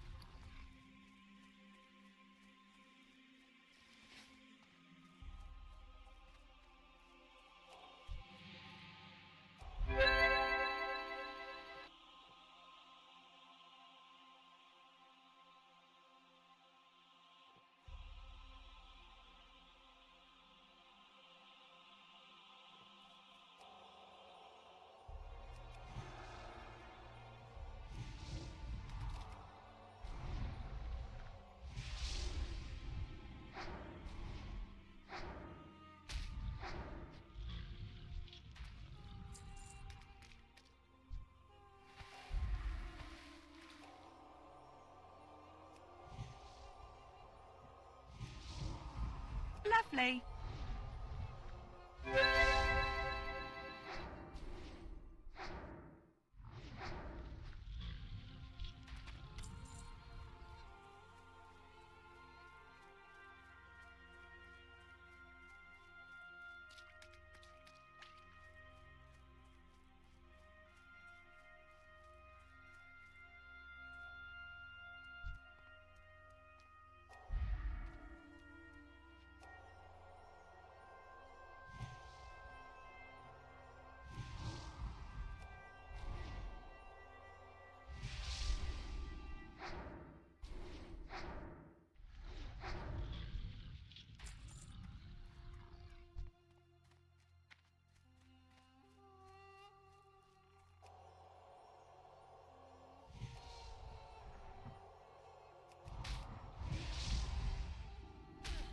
Server's lagging a little bit.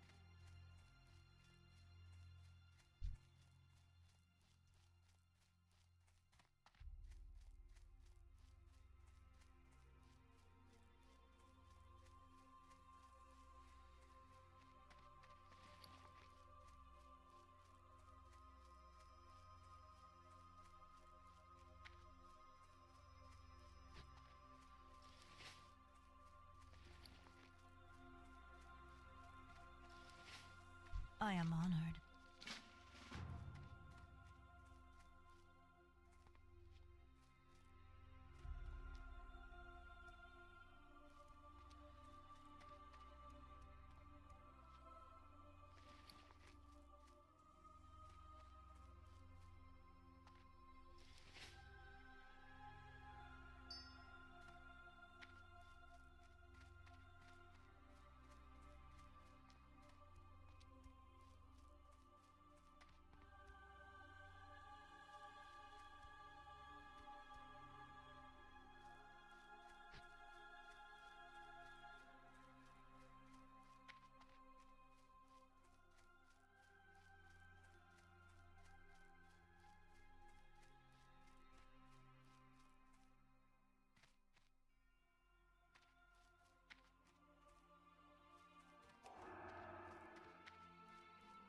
How can a more powerful spell be active?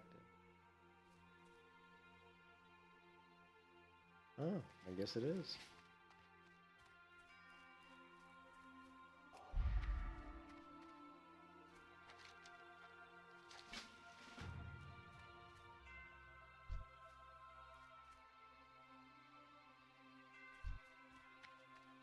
Ooh, level 11.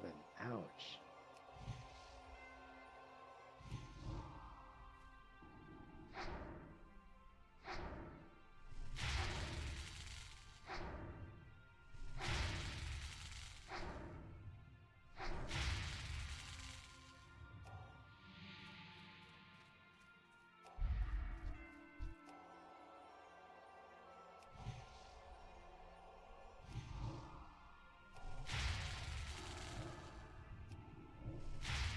Ah, they want to cast it twice. What the hell? That was weird. She cast Shadowward Pain twice when I was trying to cast Smite. That was weird. I think there's a little bit of lag going on right now for something. Server's lag.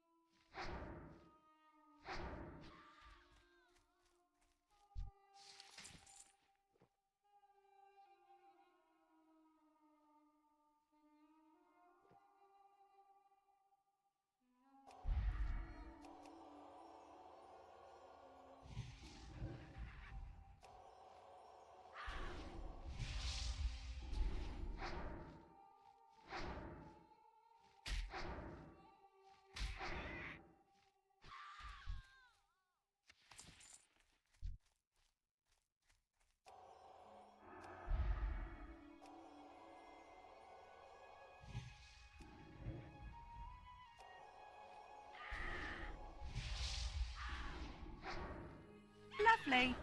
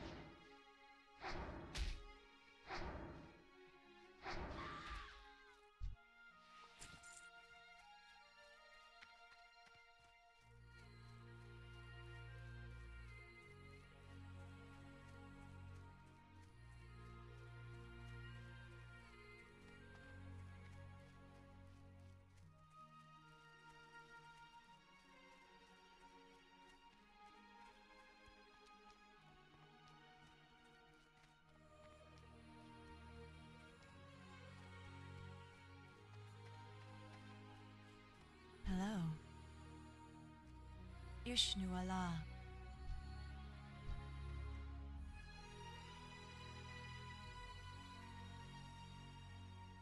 I am honored. Del Nadris. Goddess watch over you.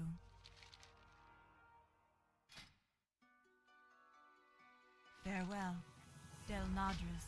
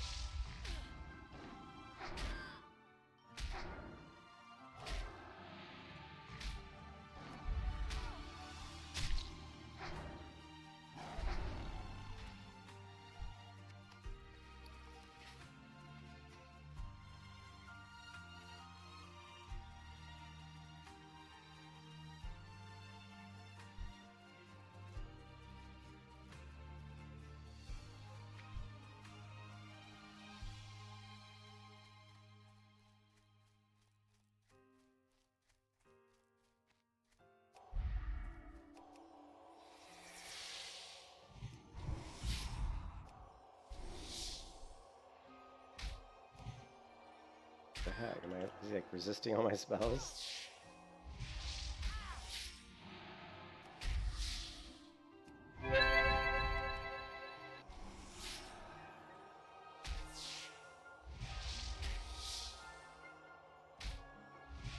Lovely. You can kiss your ass goodbye. You were screwed. Ooh, ouch. Dying? Is it dying? Oh no, another one. Same old blues. Oh yeah, there's plenty of horde in the server, yeah.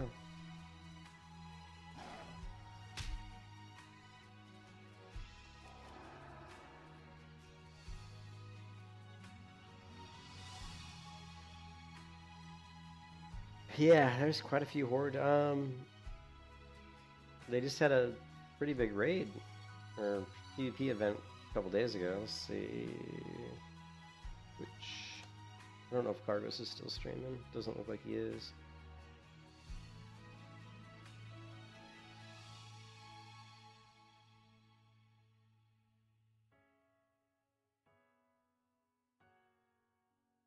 Ah, fucking rat.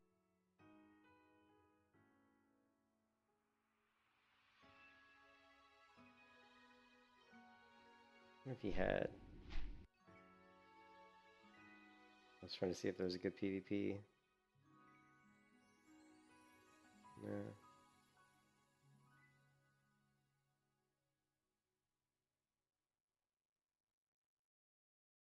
Nah. But yeah, there's quite a few. There's quite a few horde. So definitely.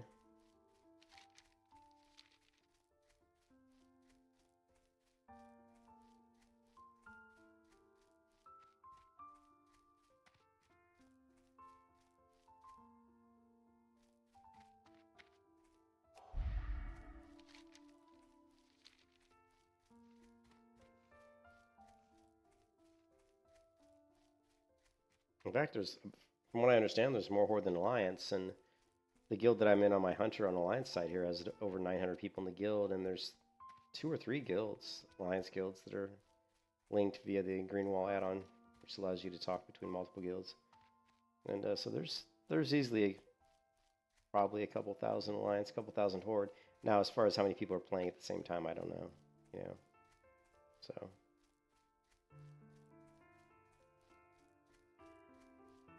I don't know, like, how many people are playing. Everybody's pretty spread out, you know. Like, when I was leveling my hunter earlier today, my hunter's level 40. It's pretty spread out. You know, there were like 65 people in my guild online earlier, and the level ranges were all over the place, you know. So this fresh event, remember, this is like a fresh event where everybody got together and said, hey, let's just level from level 1 on a dead server, and they picked this server because it was just dead. It was just a ghost town. And then Blizzard locked the server. They actually talked to Blizzard, and Blizzard locked transfers, realm transfers onto the server, and they locked realm transfers off of the server. So all these people came here, rolled level 1 characters, you know, with no money, no gold. There's no gold sellers on the server, so because it's such a dead server. There's no gold sellers here because the server population was dead, you know. So it's basically trying to create a very fresh, brand new feeling, you know, like a fresh server feeling. And that's pretty much what it is. The economy's been really good. I haven't seen any people running around that are super overpowered. You know, I haven't seen anybody running around in Nax gear or anything crazy like that, you know. So I just started leveling my priest because I was sick of my level 40 hunter never being able to get a group. Which is, she was able to get a group yesterday, so just today I was having a hard time finding, like, you know, it seems like there's a shortage of healers on the alliance side.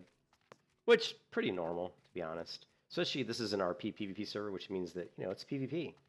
You know, you're running on STV or some of these zones, you're flag PvP, so, and a lot of people don't want to run around flag PvP as a healer.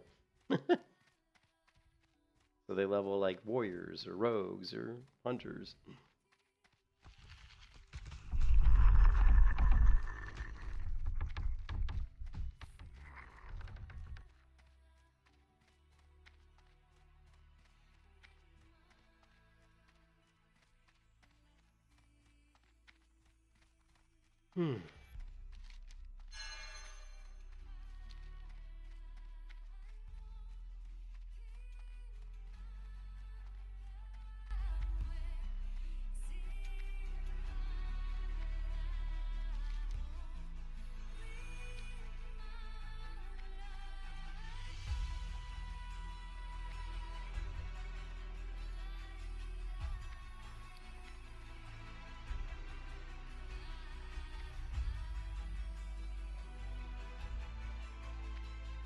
I'm listening.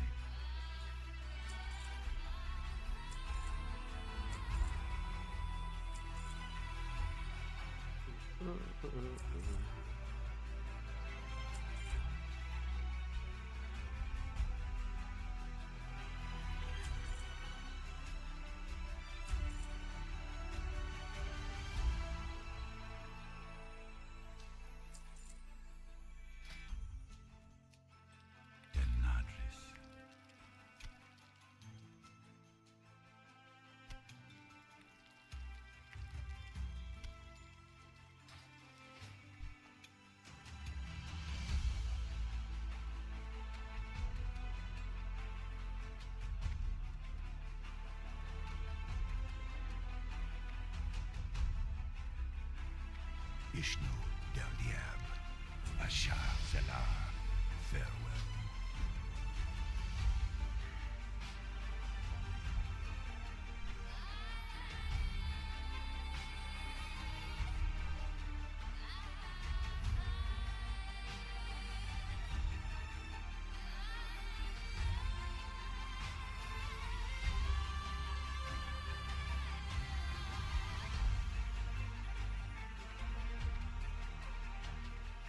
I have vision that she lacks. Come on, buddy, say it. Say it. I have vision that she lacks. I have vision that she lacks. Yes. Speak quickly, young one. I have urgent matters to attend. Tyrande has no idea. Tyrande has no idea how to lead her people.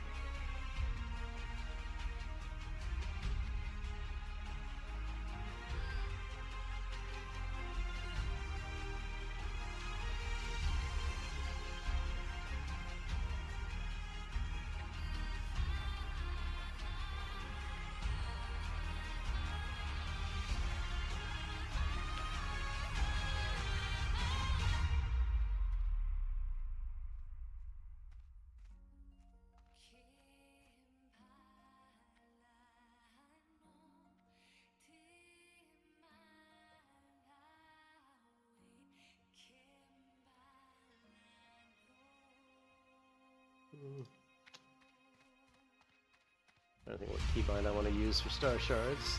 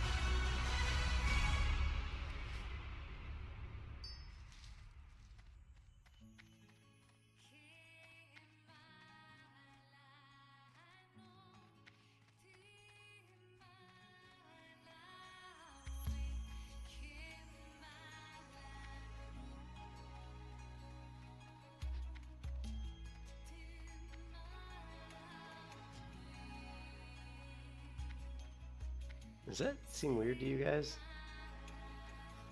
What the F? I guess these columns are supposed to be normally that color, but it's so weird looking.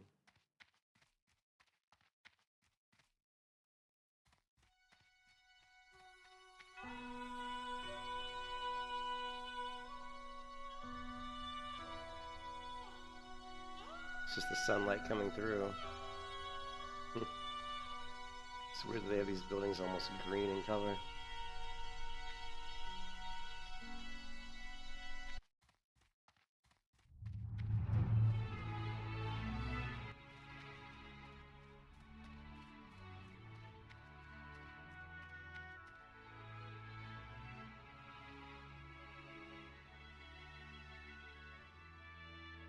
Oh no. My boss just texted me. Work from home tomorrow. I rented a car tonight. They were on their phone. Dude, my boss has had the worst luck.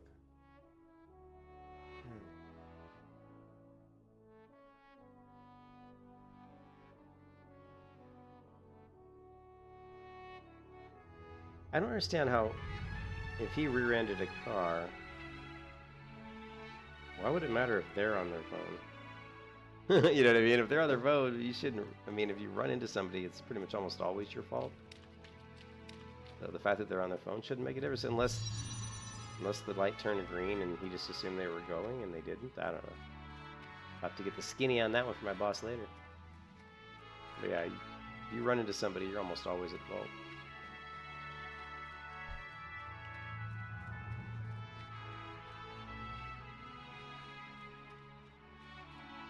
The loom be with you. May the stars guide you.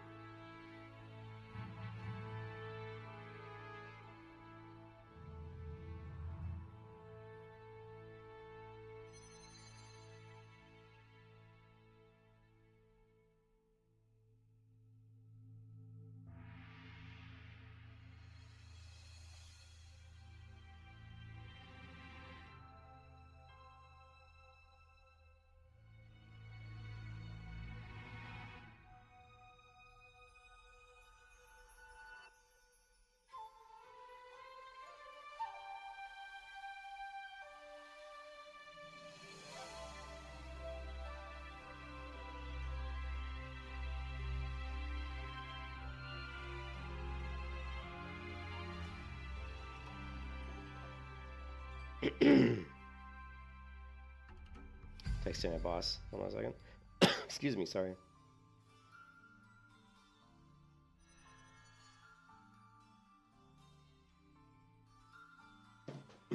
Alright, what do we got? The sacrifice. Go in peace. The sacrifice! You must sacrifice.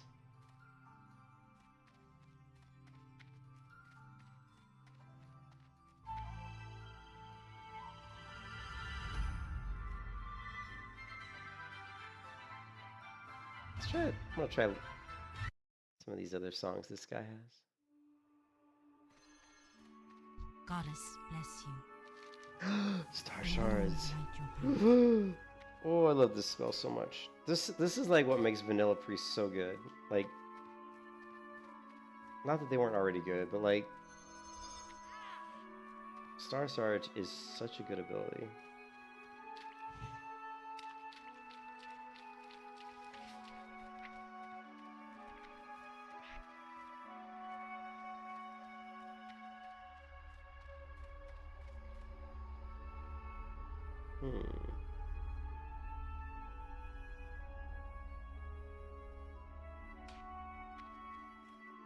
I'm just trying. I don't see a shift mouse wheel down anywhere.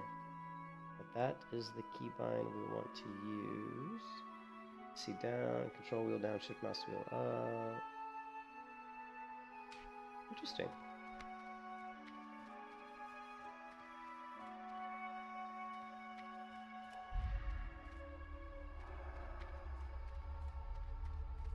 Out of range. Oh, I still have her.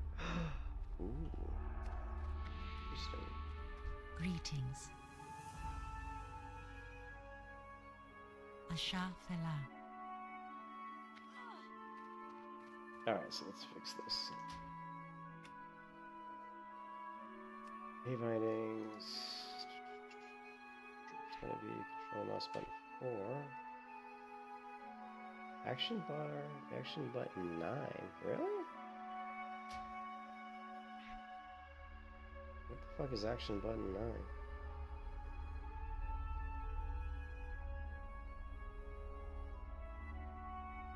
I guess it was this one. Interesting.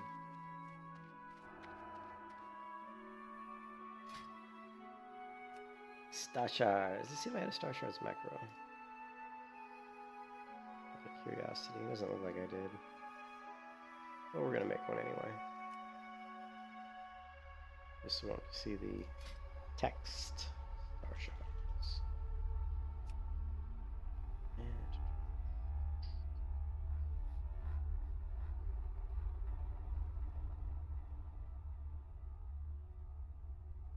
is it one word or two?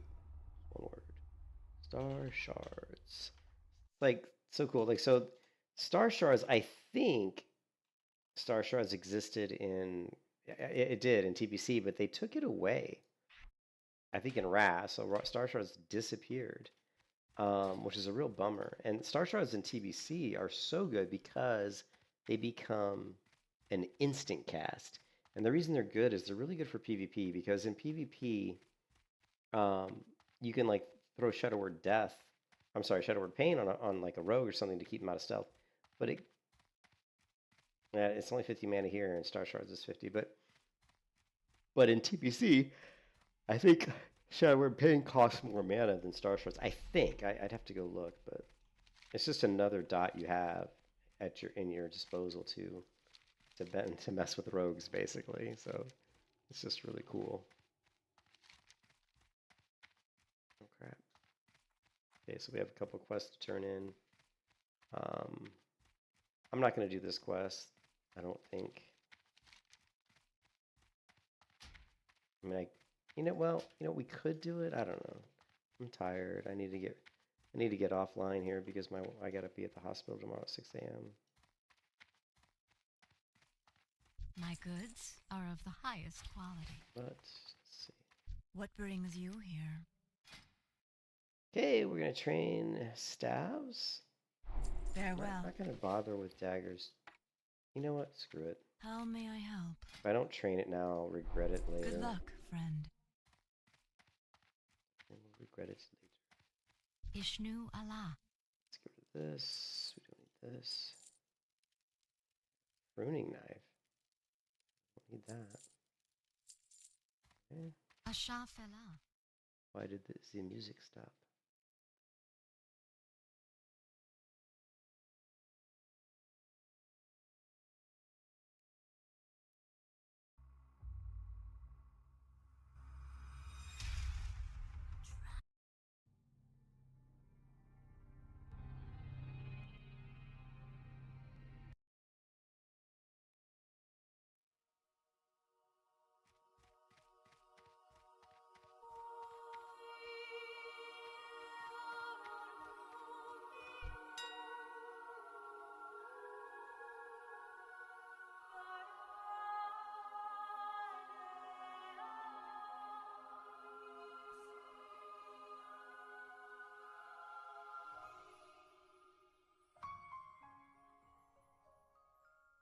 Staff and Noble's 18 silver. But not really worth it.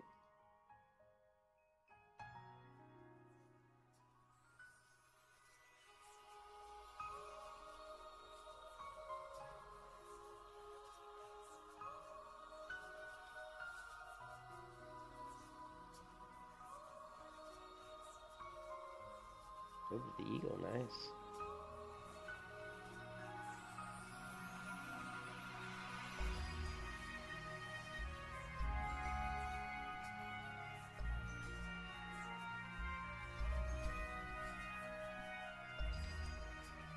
Alright, here we go.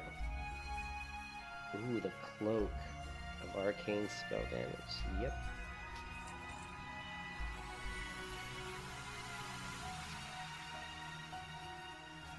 Didn't I buy that? I think I did.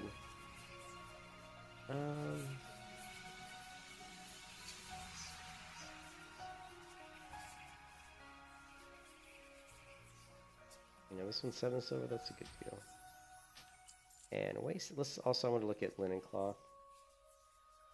If it's cheap enough, we'll get it, but it might not. 5 silver is not bad. Yeah, that's not bad. Oh, here.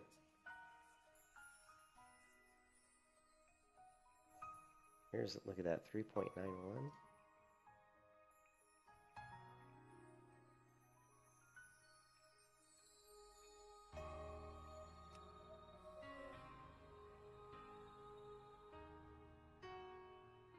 $19 copper each.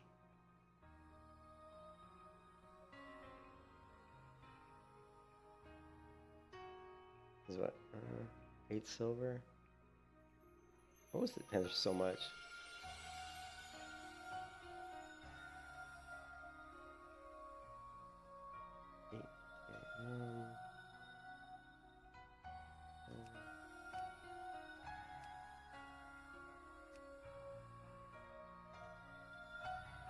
Well, see, 10 of these would be what, 1 point? Oh my god, this is like the cheapest, right?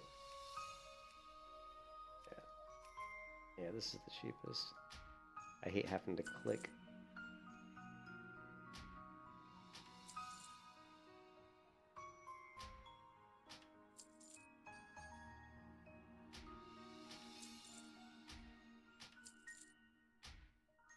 But I will do anything I can to save money. Ooh, check this out.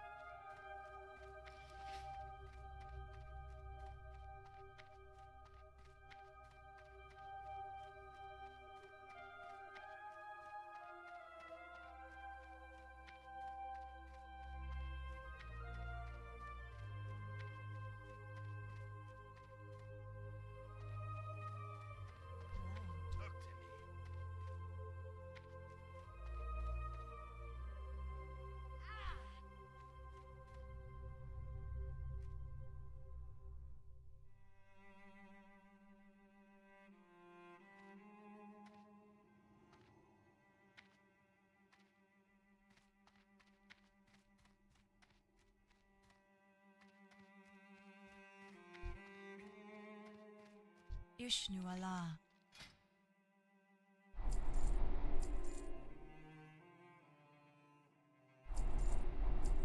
Be careful. I am listening.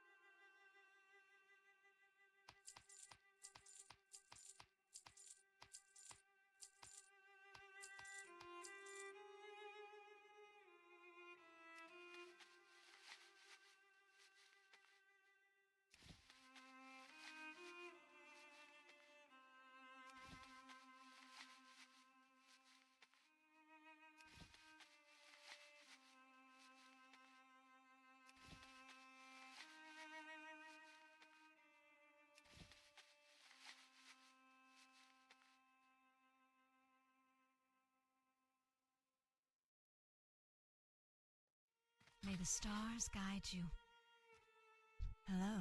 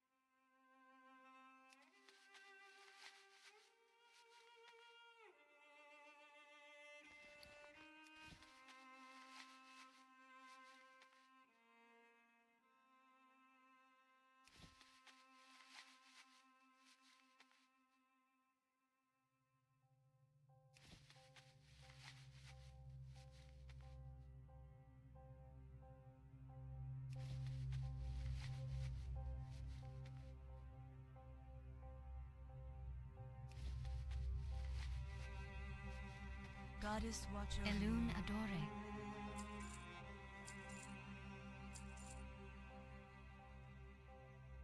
Be careful.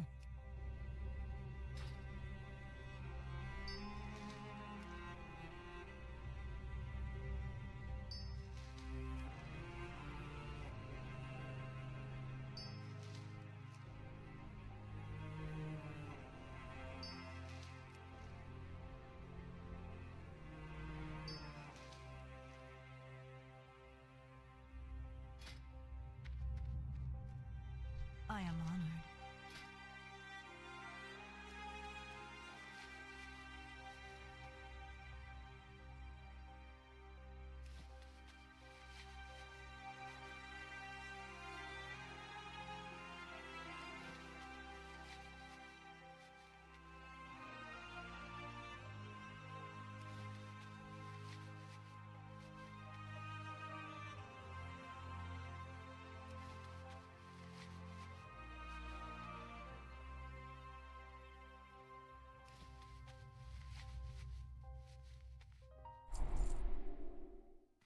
Good luck, friend. Ishnu Dal Dieb.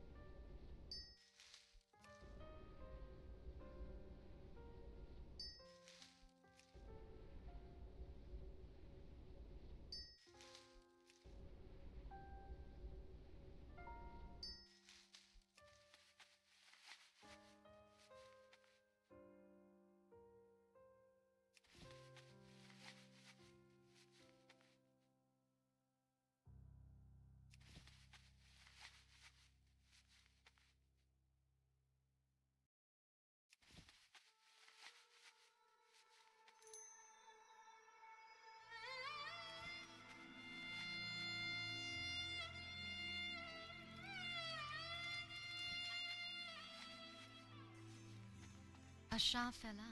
How may I help?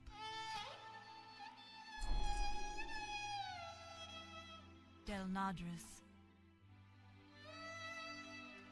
I am honored. Goddess watch over you.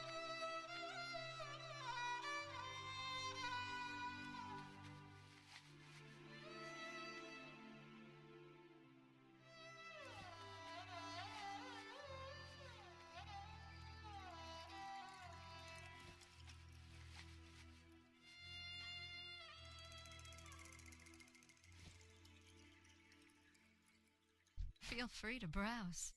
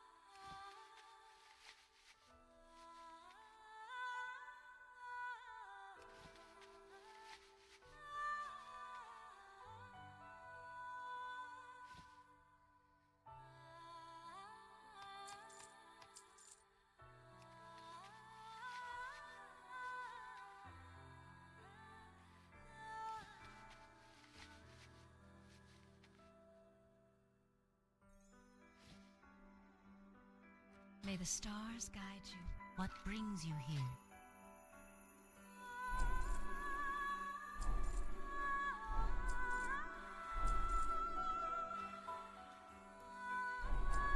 Illume light your path. Hello.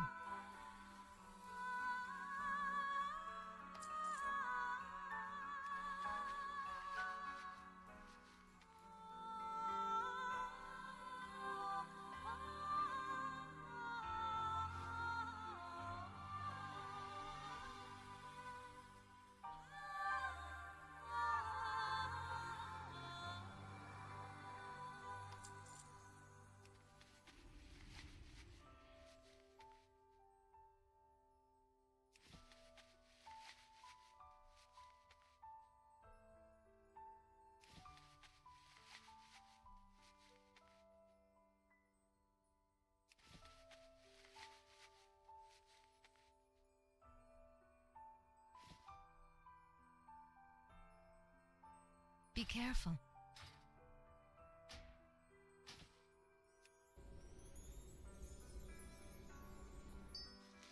What brings you here?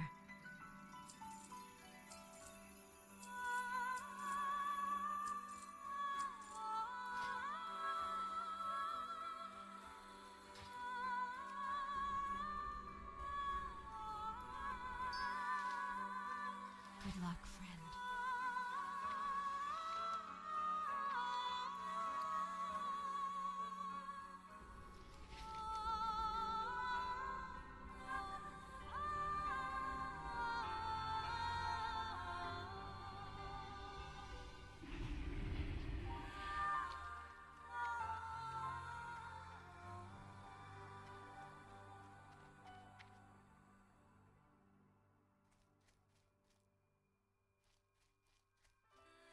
Ishnu Allah, may the stars guide you.